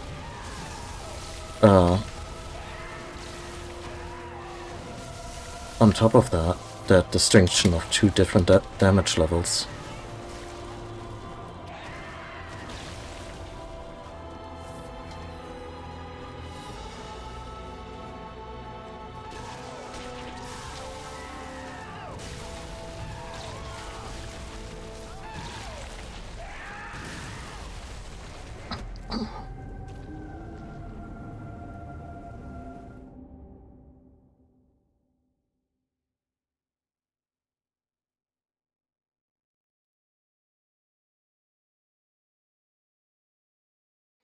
Yeah. I mean, the story weapons kind of handle like that. Like you get the fancy weapons like in the vanilla game without any mods. Like you get the fancy spear from the Zoras, and if that one breaks, you gotta get it repaired. They charge you an arm and a leg for it, in the sense that they want diamonds. And diamonds are fucking rare. And you want diamonds for other stuff too. And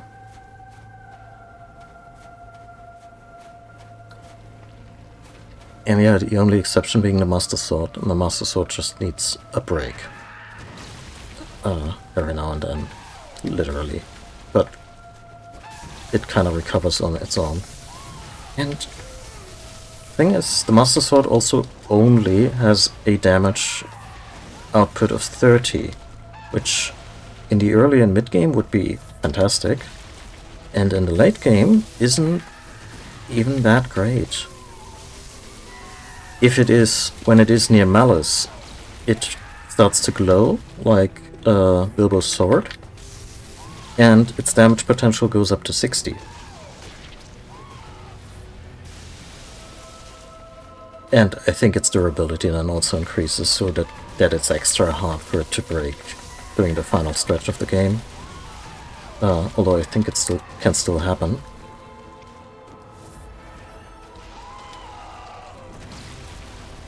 And to me, the idea of, okay, you've graduated scavenging and scrounging school by acquiring the Master Sword. Anything below 30 is now kind of beneath you. Because certain two-handed weapons still hit harder than 30. You know, stuff that can still break. So in that post-30 damage realm, there was still a lot you could do with the breakable equipment.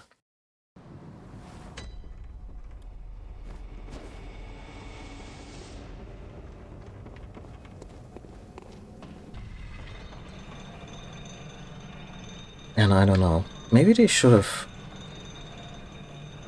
come up with something other than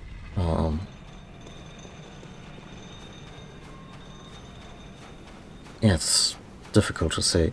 I am curious how it handles now in Tears of the Kingdom, where you can cobble together weapons for better durability and damage. And how the Master Sword is ultimately gonna handle. And I don't think I would also be above just modding the game again once such methods become available. To get my infinite durability Master Sword and Hylian Shield.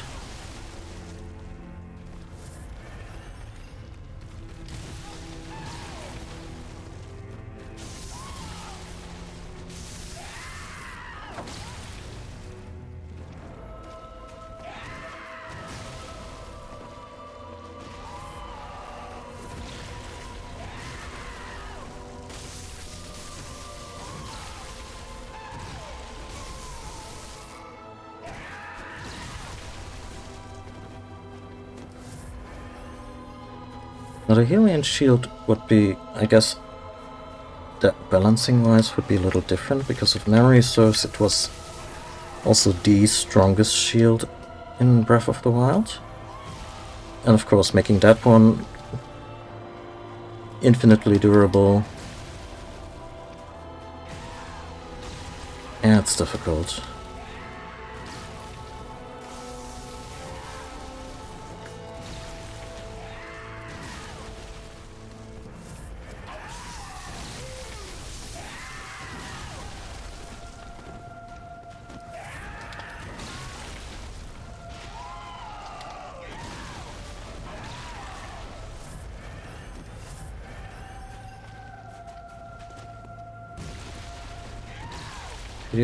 Could you come here a little more?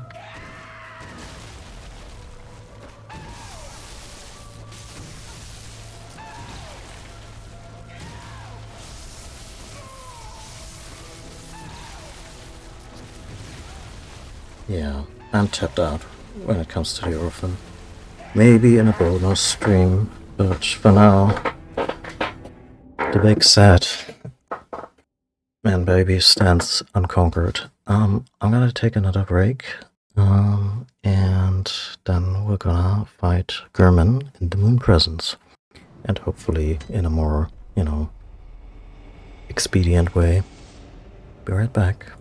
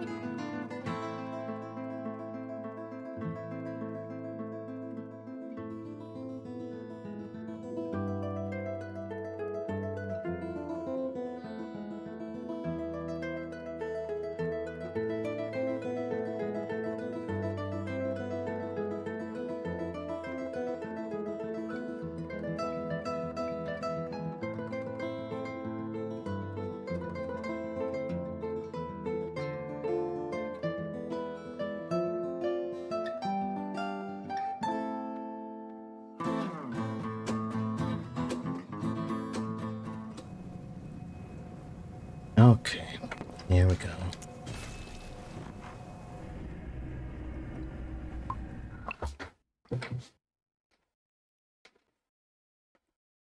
Now, since I expect a little less resistance in the upcoming bout, I say we dress to the nines, and I think Lady Maria's outfit, at least parts of it, would be... I think that's actually a good combination. At least the main component of it would make for, you know, some poetic justice towards him creeping on his student back in the day.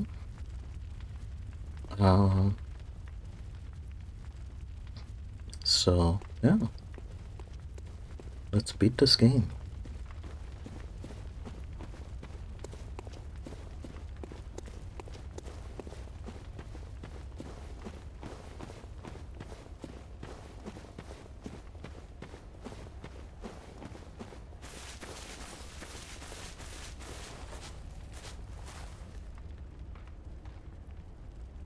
What a thrill.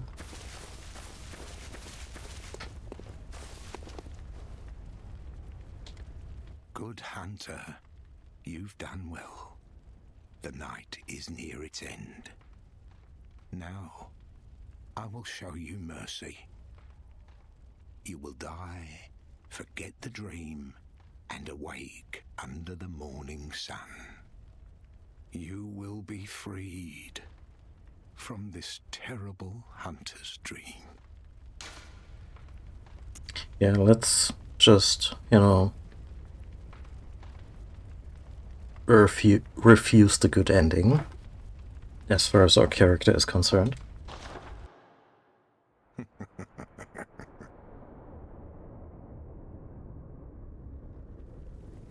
Dear, oh dear, what was it? The hunt, the blood, or the horrible dream?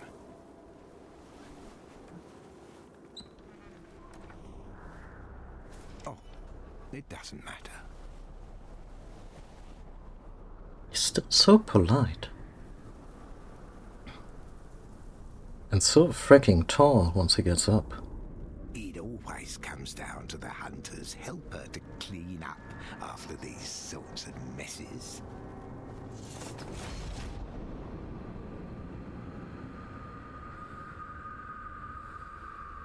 Tonight, Gammon joins the hunt. Smash Brothers! I like that we got a little bit of insight just from realizing, oh shit, he can walk. That blows my horrible preconceptions out of the water.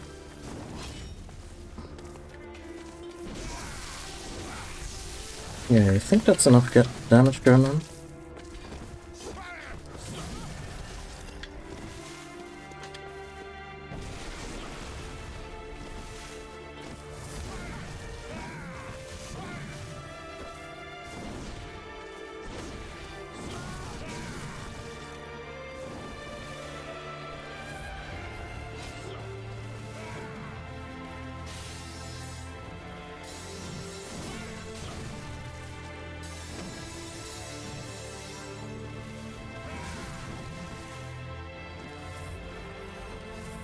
Again, like I said, very sad music on account of a white dude who hated being no longer relevant.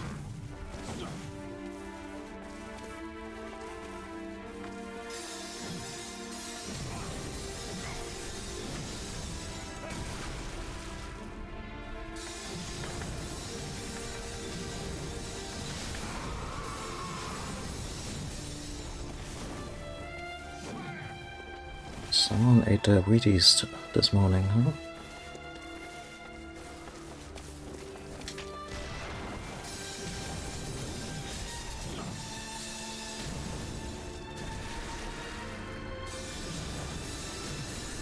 Is this gonna be one of those really... Yeah. Oh shit, that was so much health.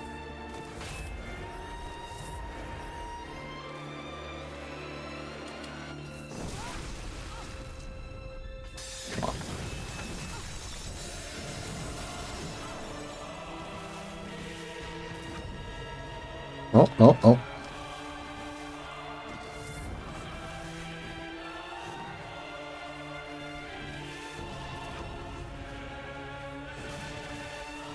You wanna do this with guns, huh?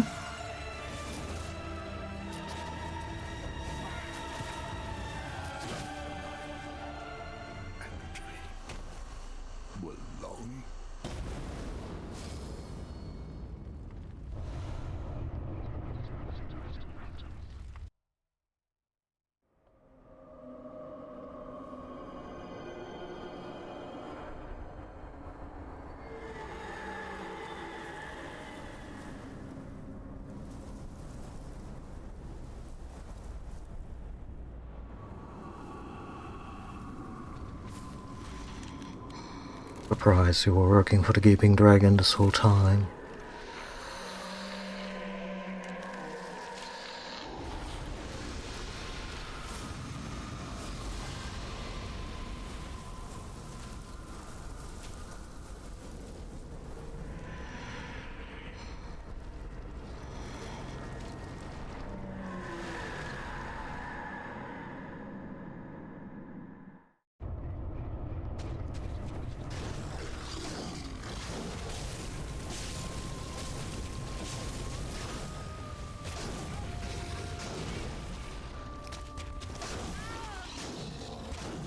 Hmm.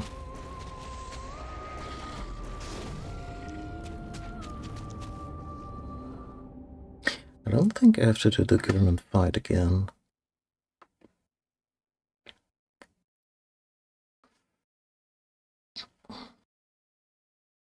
But yeah, I still love the fact that, sure, you can always refuse German's offer of mercy, but then you're confronted by the moon presence, and the moon presence will just fuck your shit. Or rather, you just cannot fight it to begin with if you didn't get these three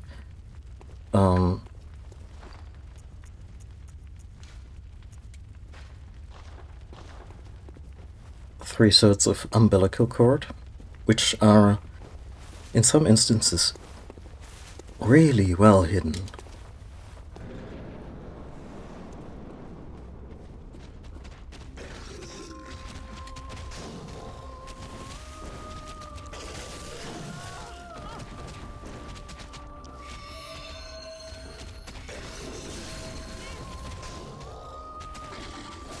You're a fast fella, aren't you?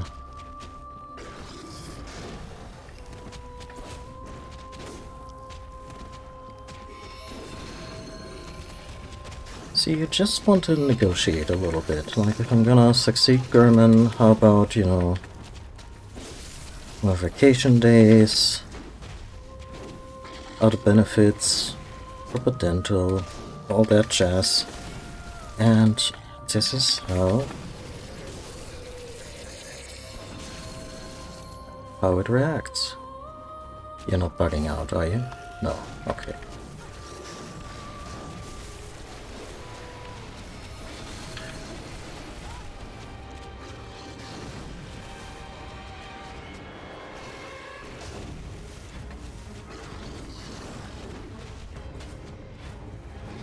Oh, it keeps me from healing. You son of a bitch.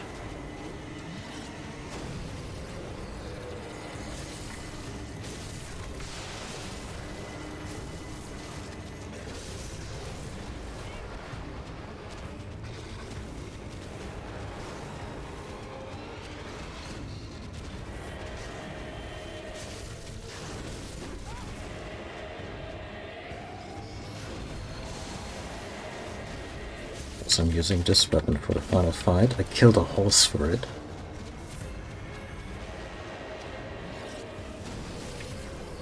Shit.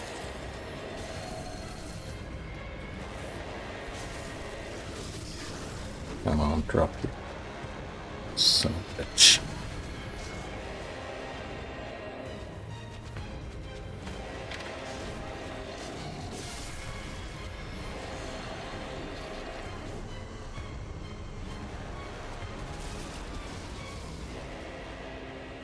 Nightmare slain. And that was Bloodborne.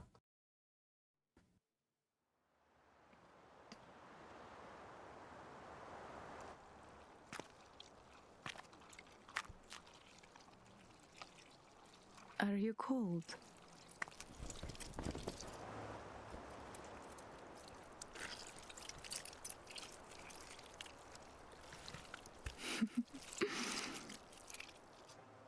Oh, good hunter.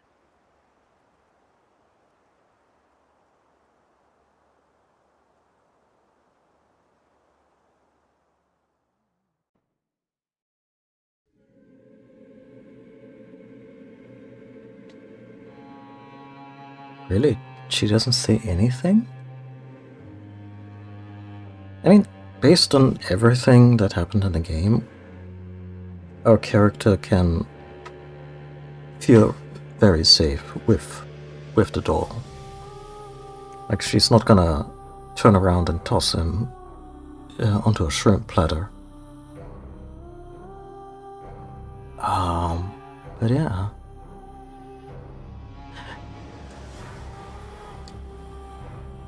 I love this game. I think that much came across during my playthrough. I'm glad I got to sidestep a few of its foibles, like the grind for healing items and ammunition. And that I actually managed to beat Ludwig. Didn't beat the Orphan, but that's okay.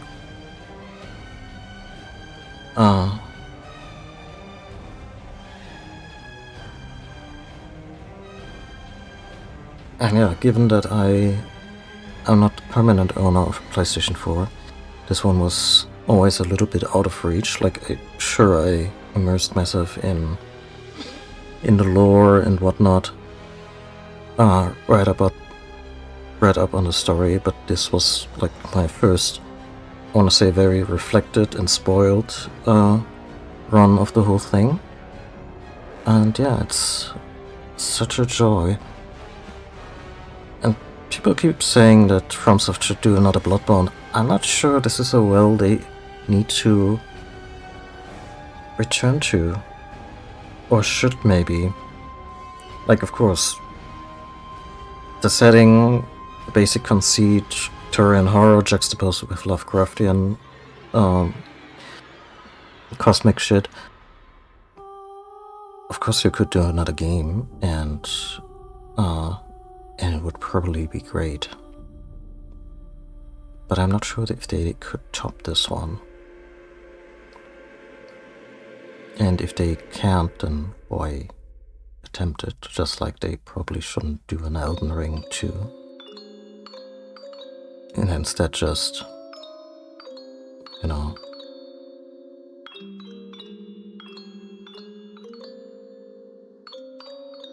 Yeah.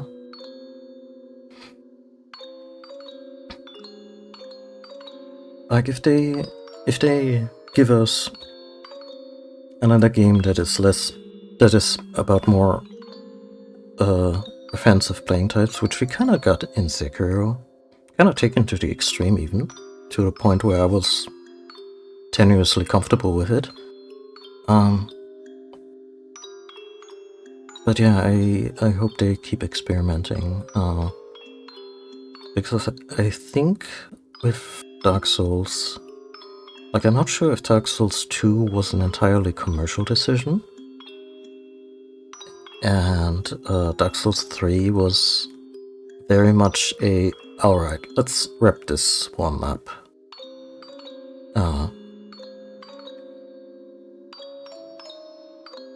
Especially since they always keep coming back to similar themes and, you know, metaphors and all that, because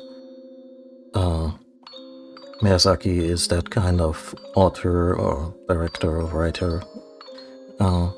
He ponders and dwells on similar things, and I don't mind that. But then I appreciate also when he branches out and does different stuff with it. Like, sure, if you put Demon Souls, and let's say there was only ever one Dark Souls. But if you put Demon Souls and Dark Souls and Elden Ring in a row, you still have very similar thematic through lines and visual metaphors and certain gameplay and boss ideas that repeat themselves, and that's okay. These are big games and they've been released over a long period of time, and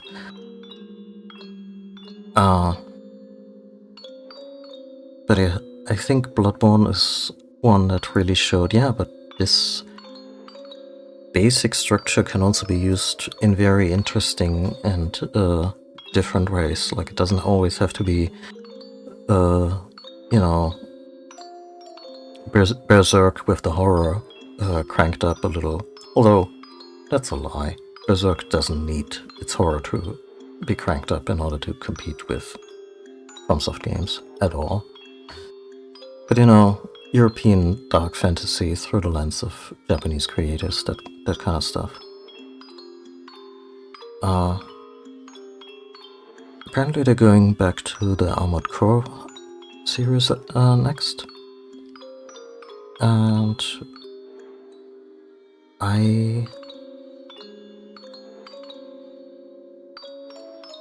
I'm not sure if I absolutely need to play that one. But I'm definitely gonna follow it, like what it's gonna be like. And kind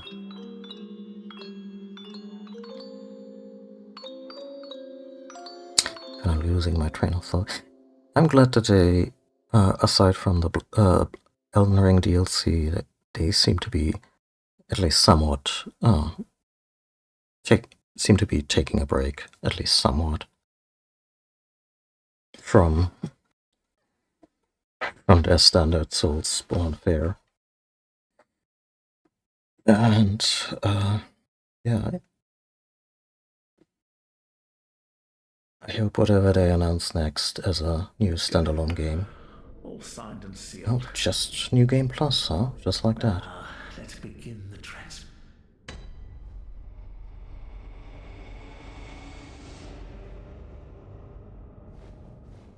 That's a little unfair to the doggo downstairs, isn't it?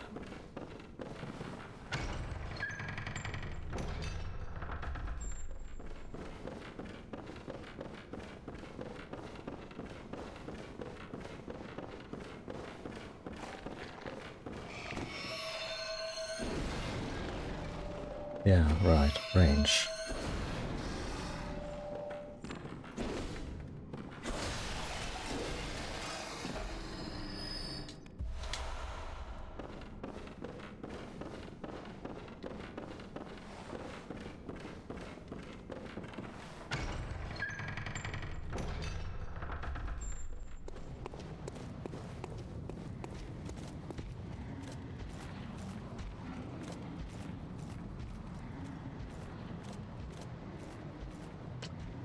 That is... See, that's how we all master our individual struggles. Me not being able to beat the Orphan, of course, and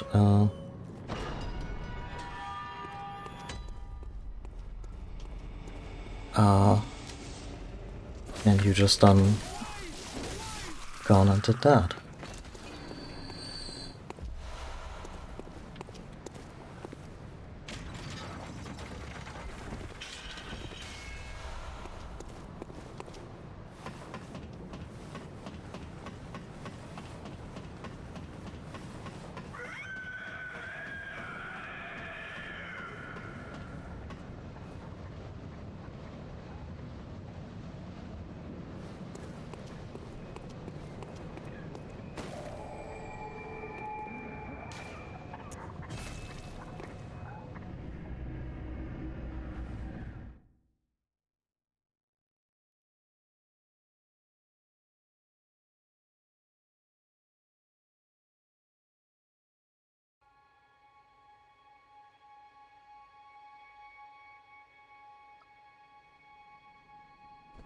Kinda curious how we got here voluntarily this time and just completely faceplant into the scenery all the same.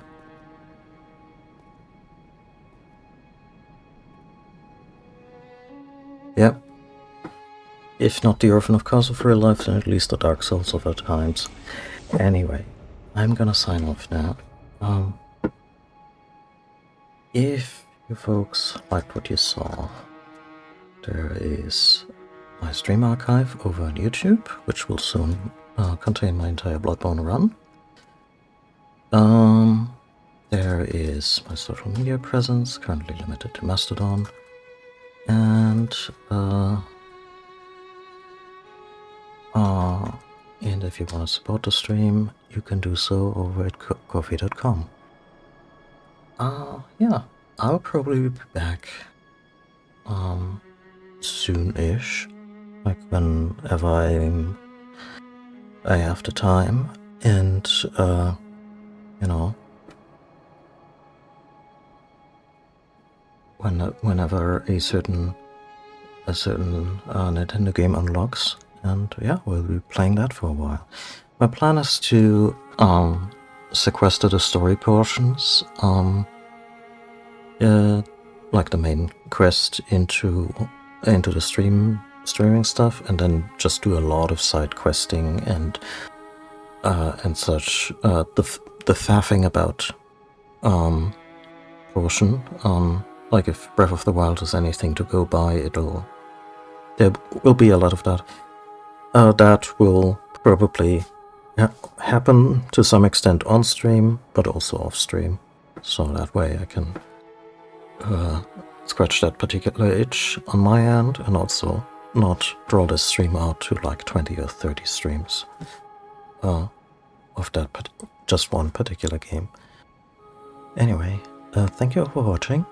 I'll see you soon, and yeah, have a great rest of the day. Take care of yourself and someone else if you can. Bye.